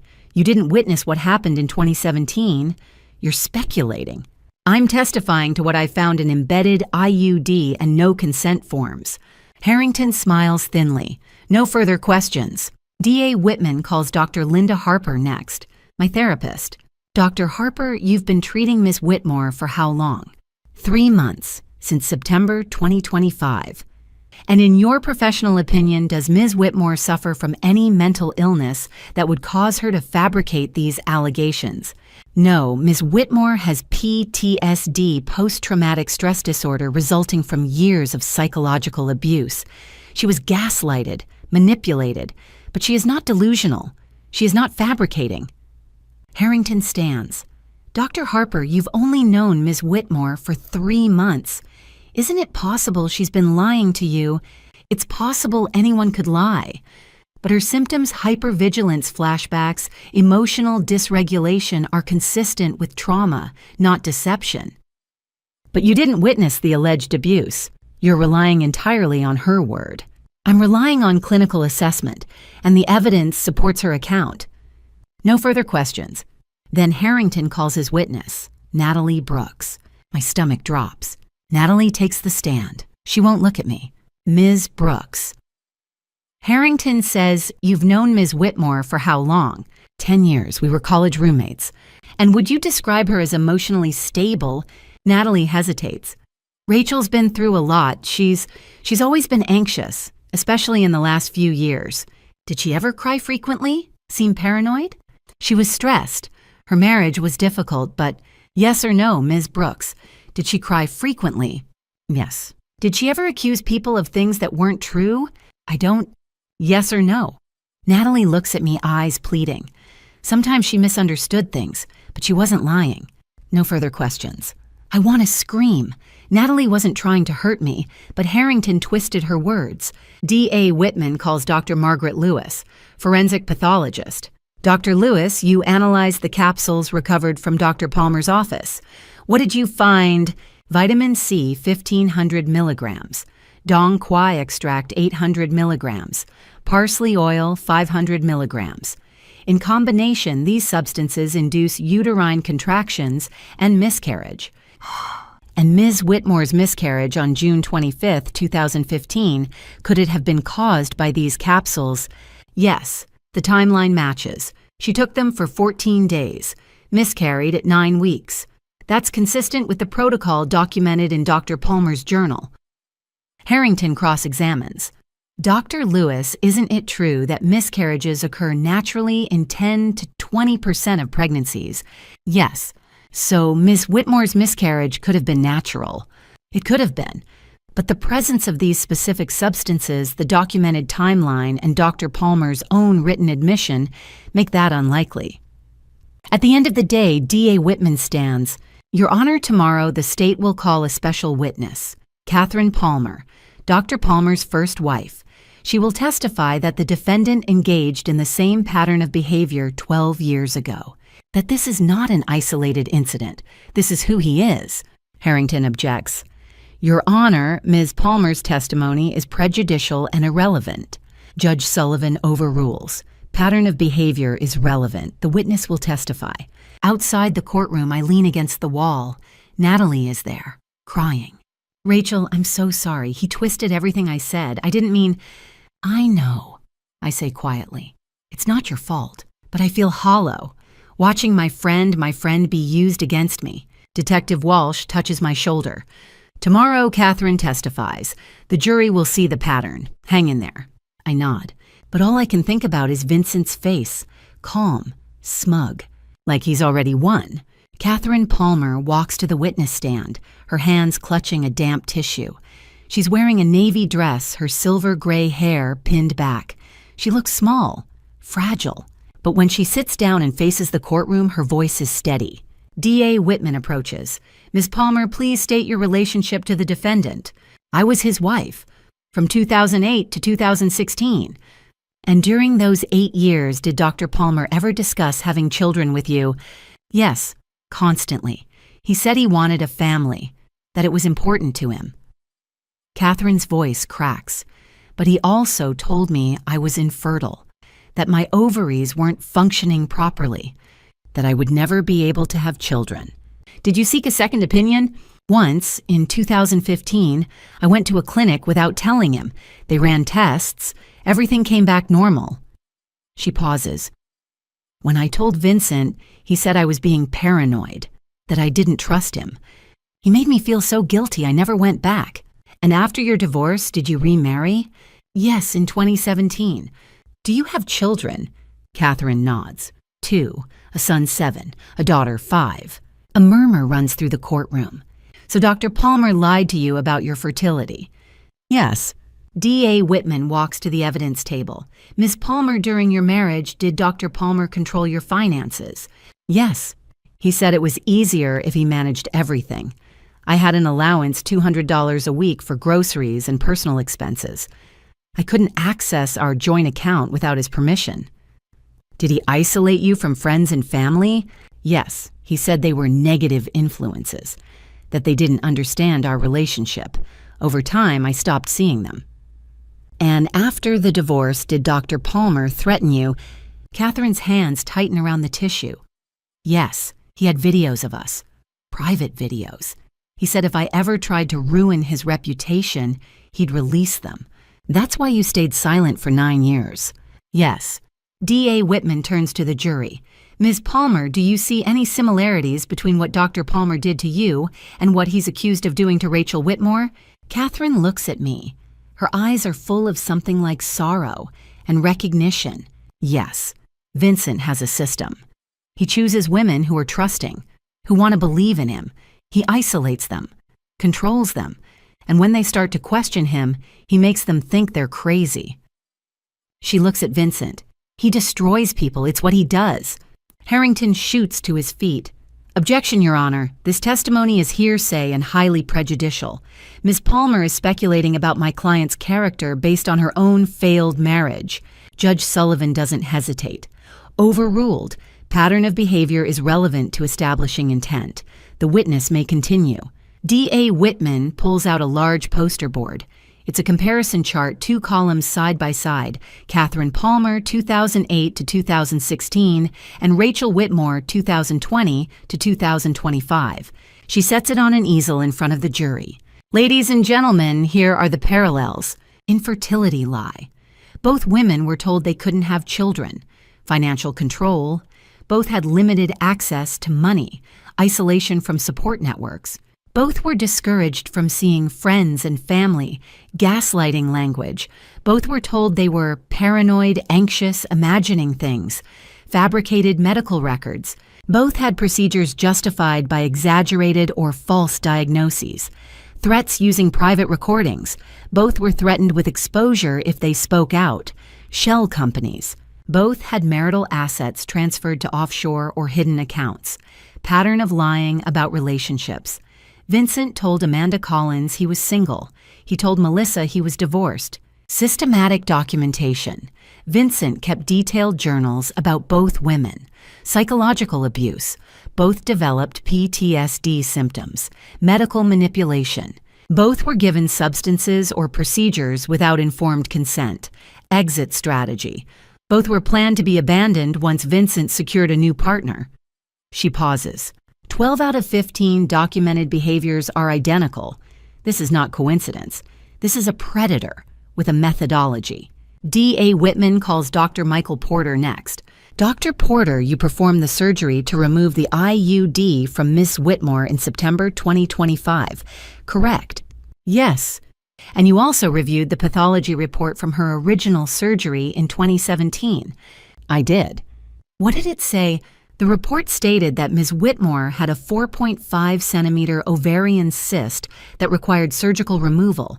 But what did you actually find? Dr. Porter looks at the jury. When I examined the tissue during the 2025 surgery, I reviewed archived imaging from 2017. The so-called cyst was actually a 1.2 centimeter follicle, a normal part of ovarian function. It did not require surgery. So Dr. Palmer fabricated the diagnosis. Yes, Harrington cross-examines. Dr. Porter, isn't it possible that the imaging was misread, that there was a legitimate medical reason for the surgery? No. The imaging is clear. A 1.2 centimeter follicle is not a cyst. It's normal. There was no medical justification for surgery. But you weren't there in 2017. You're speculating. I'm reading the medical records. The evidence doesn't lie. And then Vincent snaps.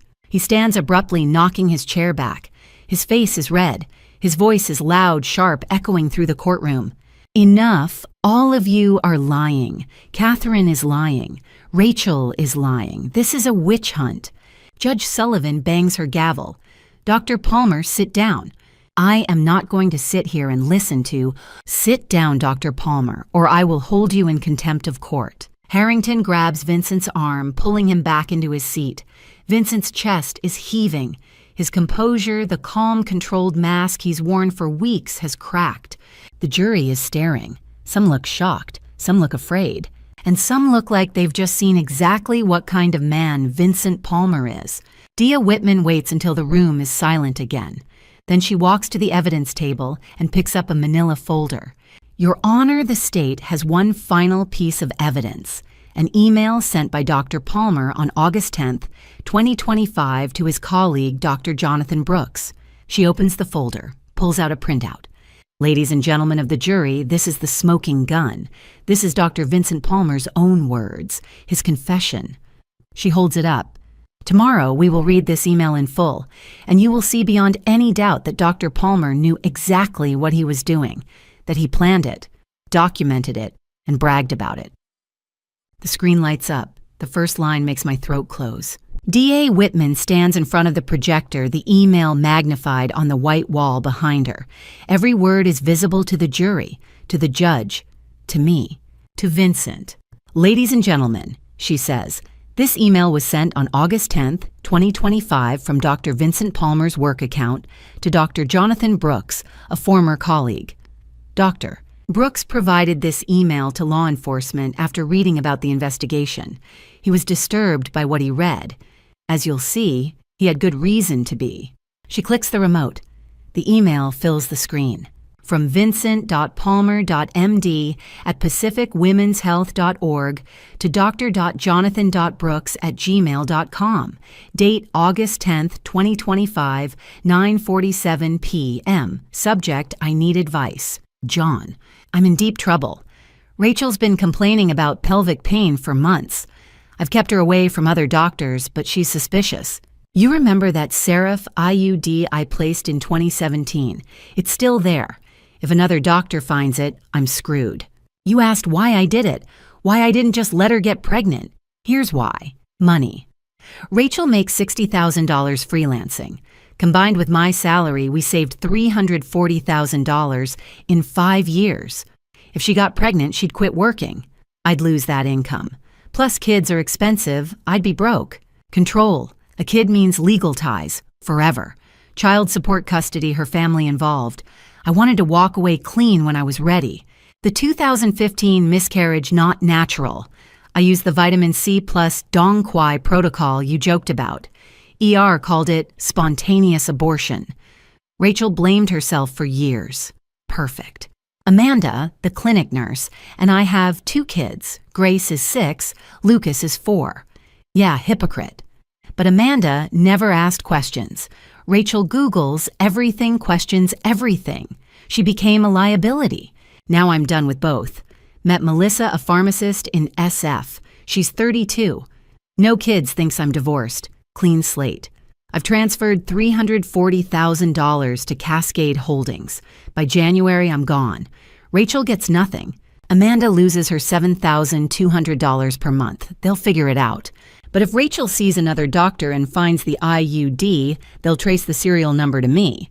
What do I do? Silence. I can't breathe. I stare at the words. Money, control. Rachel blamed herself for years. Perfect. He wrote it. He admitted everything. D.A. Whitman lets the silence stretch. Then she turns to the jury. You just read Dr. Palmer's confession. He admits placing an IUD without consent. He admits inducing a miscarriage. He admits stealing $340,000, and he explains exactly why he did it. She pauses. Money. He wanted Rachel's income $60,000 a year. He wanted their joint savings, and he didn't want a child because children are expensive. She points to the screen. Control. He wanted the freedom to abandon Rachel whenever he chose. No legal ties, no custody battles. Just walk away clean. Another pause. And cruelty. He says Rachel blamed herself for the miscarriage for years, and he calls that.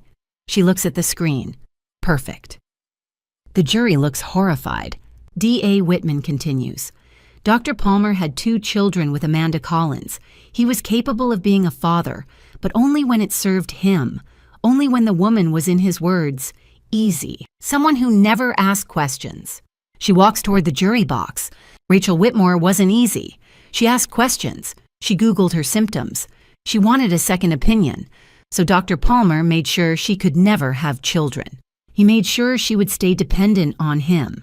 And when she became too much trouble, he planned to take everything and disappear.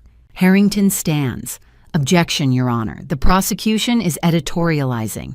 This email could be Mr. Harrington. Judge Sullivan interrupts.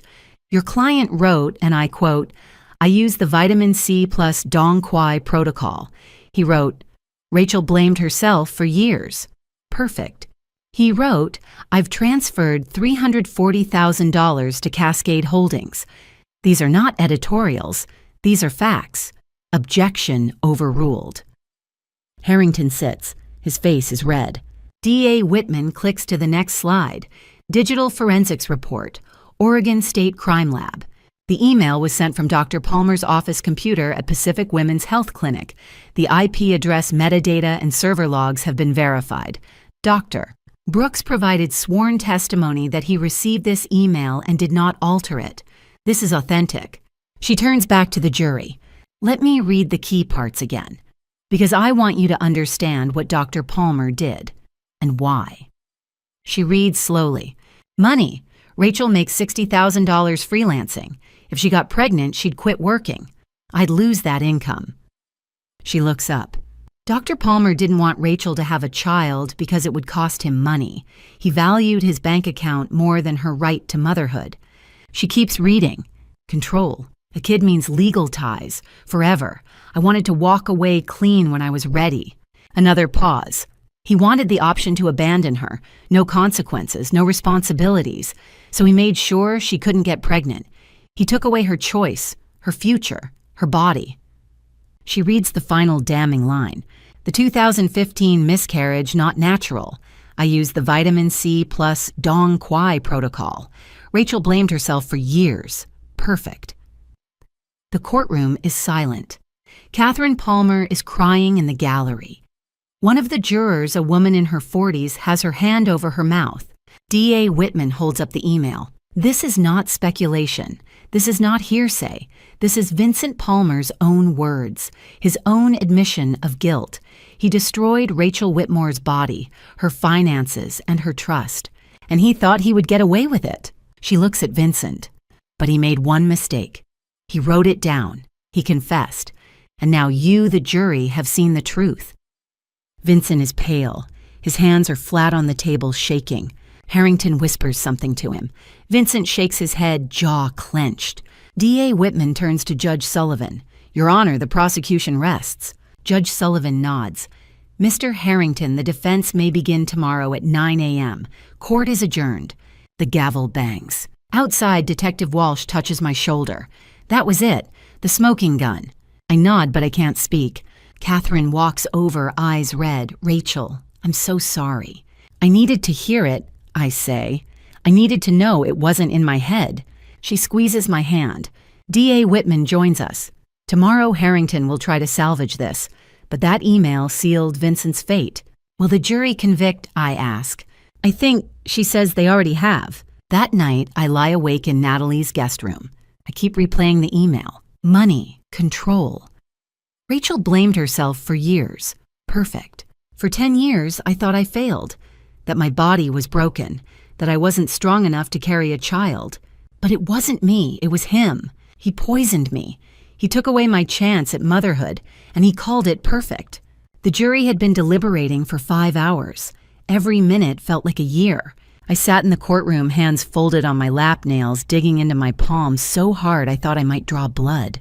D.A. Sarah Whitman sat beside me, her expression calm, but focused the kind of calm that comes from years of experience. Detective Rebecca Walsh sat one row behind arms-crossed eyes fixed on the jury room door. Catherine Palmer sat to my left, her fingers interlaced with mine. We hadn't spoken since the jury left, but we didn't need to. We both knew what was at stake. Vincent sat at the defense table flanked by Thomas Harrington. He looked composed. Too composed. His hands were folded neatly on the table, his expression blank, as if he were waiting for a routine medical board meeting rather than a verdict that could put him behind bars for the rest of his life. Harrington leaned over and whispered something to him. Vincent didn't respond. He just stared straight ahead. I tried to breathe. In, out, in, out. My chest felt tight, like someone had wrapped steel bands around my ribs. I could hear the hum of the courtroom air conditioning, the shuffle of feet, the muted cough of a journalist in the back row. Everything felt surreal, like I was watching myself from a distance. The door to the jury room opened. My heart stopped. All rise. The bailiff's voice cut through the silence like a blade. Everyone stood. Judge Margaret Sullivan entered, her black robe flowing behind her, her expression unreadable. She took her seat at the bench, adjusted her glasses, and glanced at the jury. 12 faces. Some looked exhausted. Some looked somber. None of them looked at Vincent. Please be seated, Judge Sullivan said. We sat. I couldn't feel my legs. Has the jury reached a verdict? Judge Sullivan asked. The foreperson, a middle-aged woman in a blue cardigan, stood. She held a folded piece of paper in her hand. Her voice was steady but quiet. We have your honor. The bailiff took the paper from her and handed it to Judge Sullivan. The judge unfolded it, read it silently, and then handed it back to the bailiff. Her expression didn't change. I couldn't breathe. The defendant will rise, Judge Sullivan said. Vincent stood. Harrington stood beside him. Vincent's face was a mask, no fear, no hope, nothing, just emptiness. Judge Sullivan looked at the jury. On the charge of assault in the first degree under ORS 163.185, how do you find the defendant? The foreperson's voice rang clear. Guilty. The word hit me like a tidal wave. My vision blurred. I felt Catherine's hand squeeze mine so hard I thought my bones might crack. Sarah Whitman exhaled slowly beside me. Detective Walsh nodded just once her jaw set. On the charge of criminal mistreatment in the first degree under ORS 163.205, how do you find the defendant? Guilty. On the charge of unlawful medical procedure under ORS 677.190, how do you find the defendant? Guilty. On the charge of fraudulent use of medical records under ORS 165.540, how do you find the defendant? Guilty. On the charge of theft in the first degree under ORS 164.055, how do you find the defendant? Guilty. On the charge of reckless endangerment under ORS 163.195, how do you find the defendant? Guilty. 6 counts, 6 guilty verdicts. I couldn't hold it in anymore. The tears came hot and fast, and I pressed my hand over my mouth to muffle the sob that threatened to escape. Catherine was crying too silent, tears streaming down her cheeks. Sarah Whitman reached over and gently touched my shoulder. "It's over," she whispered. "You did it." But it didn't feel over. Not yet. Vincent stood perfectly still. No reaction, no change in expression. He didn't look at me, didn't look at anyone. Harrington leaned over and whispered something to him. Vincent gave a single, almost imperceptible nod. Judge Sullivan thanked the jury and dismissed them. They filed out silently, some glancing at Vincent, some at me. Then the judge turned her attention back to Vincent. "Mr. Palmer, you have been found guilty on all 6 counts. Sentencing will take place in 2 weeks on December 20th, 2025. Until then, you will remain in custody without bail. Bailiff, please remand the defendant." 2 officers approached Vincent. He didn't resist. They placed handcuffs around his wrists, and for the first time I saw a flicker of something in his eyes, anger maybe, or defiance. As they led him toward the side door, he stopped and turned his head. His gaze locked onto mine, and then he said it. "You'll never have a child, Rachel. I made sure of that." The words hung in the air like poison. I felt my stomach drop, felt the room spin. Catherine gasped. Sarah Whitman shot to her feet. "Your Honor!" Judge Sullivan slammed her gavel. "Remove the defendant, now!" The officers pulled Vincent away, but his eyes stayed on me until the door closed behind him. And then he was gone. 2 weeks later, December 20th, 2025, the sentencing hearing was smaller, quieter. Fewer reporters, fewer spectators, but the weight of it was just as heavy. I sat in the front row again, flanked by Sarah Whitman and Detective Walsh. Catherine sat behind me, along with Amanda Collins, who had come forward after the trial to testify in the civil case. We didn't speak much. We didn't need to. Vincent was brought in wearing an orange jumpsuit, wrists and ankles shackled. He didn't look at me, didn't look at anyone. He just stared at the floor as the officers guided him to his seat. Judge Sullivan entered, and we rose. She took her seat, opened a file, and looked directly at Vincent. Dr. Vincent Palmer. She began, her voice firm and steady. "You have been convicted of 6 felony counts. Before I impose your sentence, do you have anything to say?" Harrington stood. "Your Honor, my client wishes to reserve his right to appeal and will not be making a statement at this time." Judge Sullivan nodded. "Very well." She adjusted her glasses and began reading from the sentencing document. "On the charge of assault in the first degree, you are hereby sentenced to 15 years in the Oregon State Penitentiary." My breath caught. 15 years. It was more than I dared to hope for. "On the charge of unlawful medical procedure, you are hereby sentenced to 8 years to run consecutively. On the charges of criminal mistreatment in the first degree, fraudulent use of medical records theft in the first degree, and reckless endangerment, you are hereby sentenced to a combined total of 4 years to run concurrently with the previous sentences." She paused, letting the numbers sink in. Your total sentence is 27 years in the Oregon State Penitentiary. You are also ordered to pay $280,000 in criminal restitution to Ms. Rachel Whitmore for medical expenses, counseling, and related costs. She looked up at Vincent. Additionally, the Oregon Medical Board has permanently revoked your medical license. You are prohibited from practicing medicine in any capacity, and your name will be reported to the National Practitioner Data Bank, ensuring you will never be licensed in any state again. She leaned forward, her voice dropping but carrying a steely edge. Dr. Palmer, you abused your medical knowledge, your position of trust, and the love of your wife to systematically destroy her life. You stole her ability to have children. You stole her financial security. You stole years of her life. You are a danger to every woman who crosses your path. 27 years is the minimum you deserve.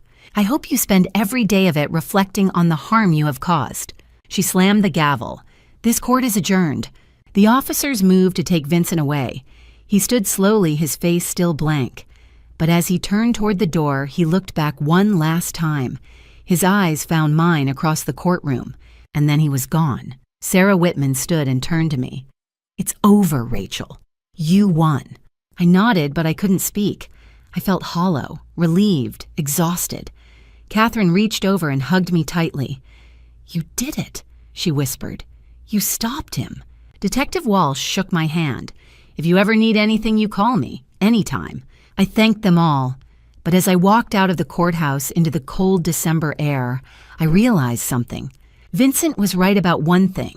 I would never have a child the way I dreamed. Not biologically. But he didn't get to decide my future. Not anymore. I would rebuild. I would heal, and I would make damn sure no other woman had to go through what I did. 2 weeks. 2 weeks since I heard the words, 27 years. 2 weeks to learn how to breathe again. I stood on the courthouse steps on December 20th, 2025, watching Vincent Palmer disappear into a police van, shackled and silent. His final words echoed in my mind for days. You'll never have a child. I made sure of that. For a while, I believed him. But then I realized something. He was wrong. Vincent took my ability to have biological children. He took 10 years of my life, my trust, my health. But he didn't take my future. That was still mine. 3 days after sentencing, the court seized all assets held by Cascade Holdings, LLC. The house at 680 Riverside Drive, the one Vincent secretly transferred in July 2025, was returned to me. The joint savings account drained to $2,847 by 47 wire transfers over 5 years was restored to $340,000. I received $280,000 in criminal restitution and won an $850,000 civil judgment for emotional distress and loss of reproductive capacity. Total assets approximately $2.15 million. It felt surreal. For the first time in a decade, I had financial independence.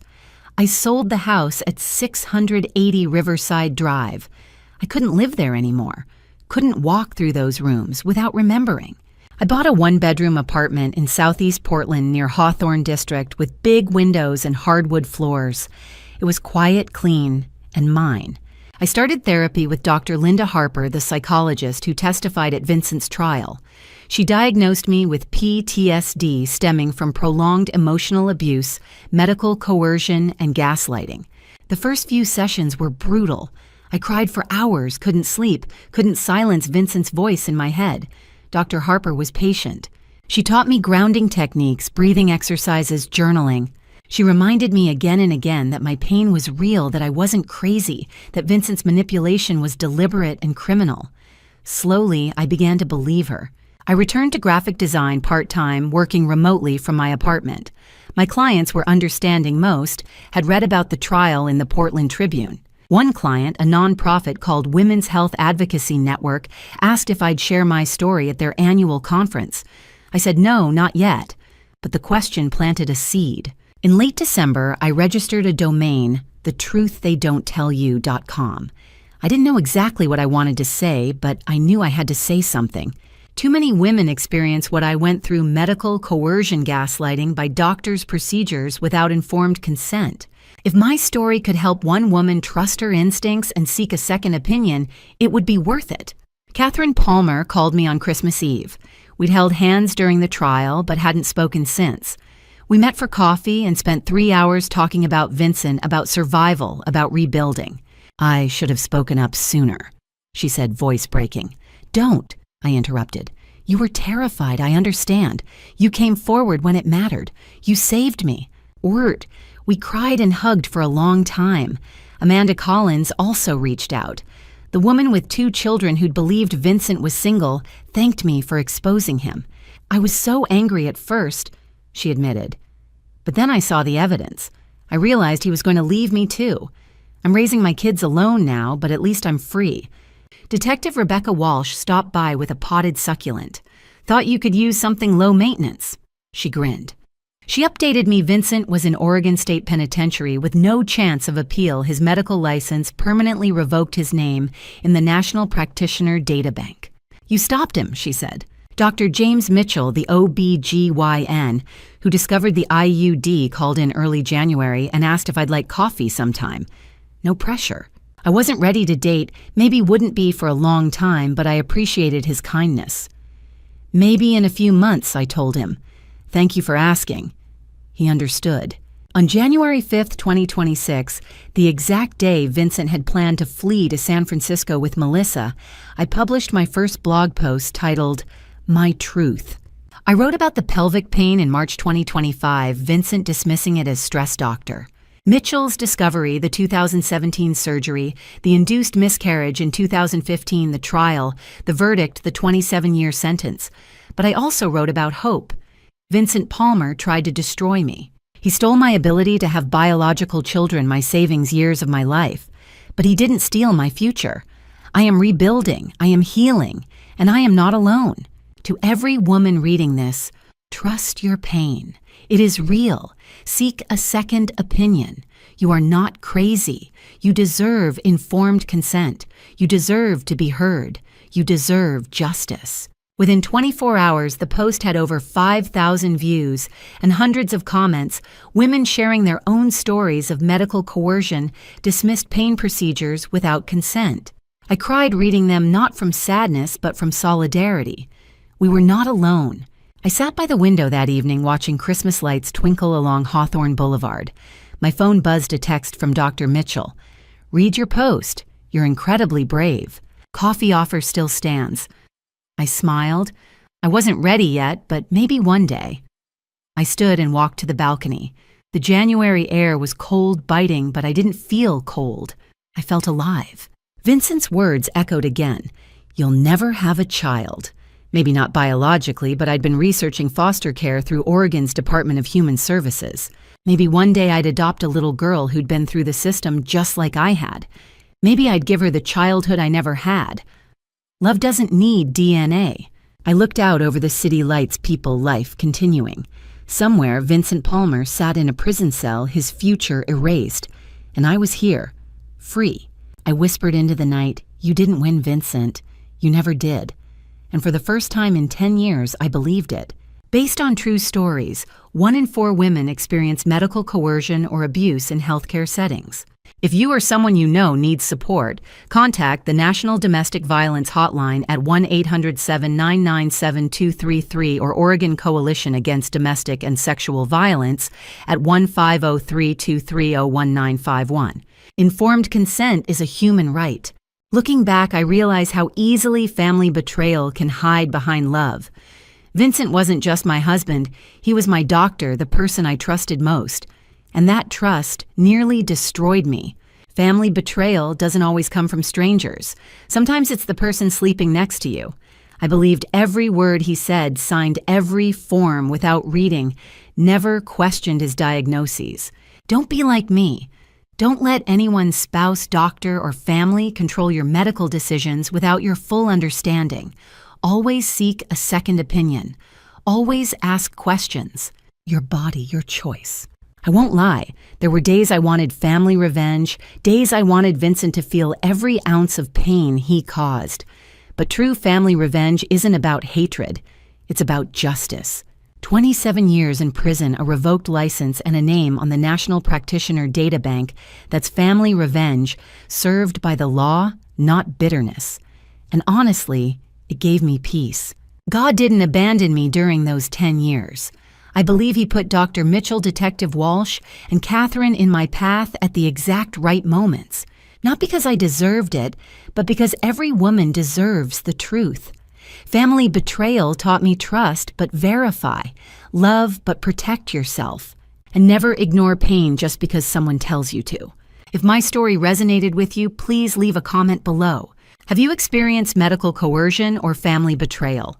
Share this video to help other women recognize the warning signs and subscribe for more stories about resilience and justice. Your support means everything. Thank you for staying until the end. I know this was difficult to hear, but I hope it empowers you. A quick note. The stories on this channel may include fictionalized elements for educational purposes. If this content isn't for you, feel free to explore other videos. Take care, you deserve it.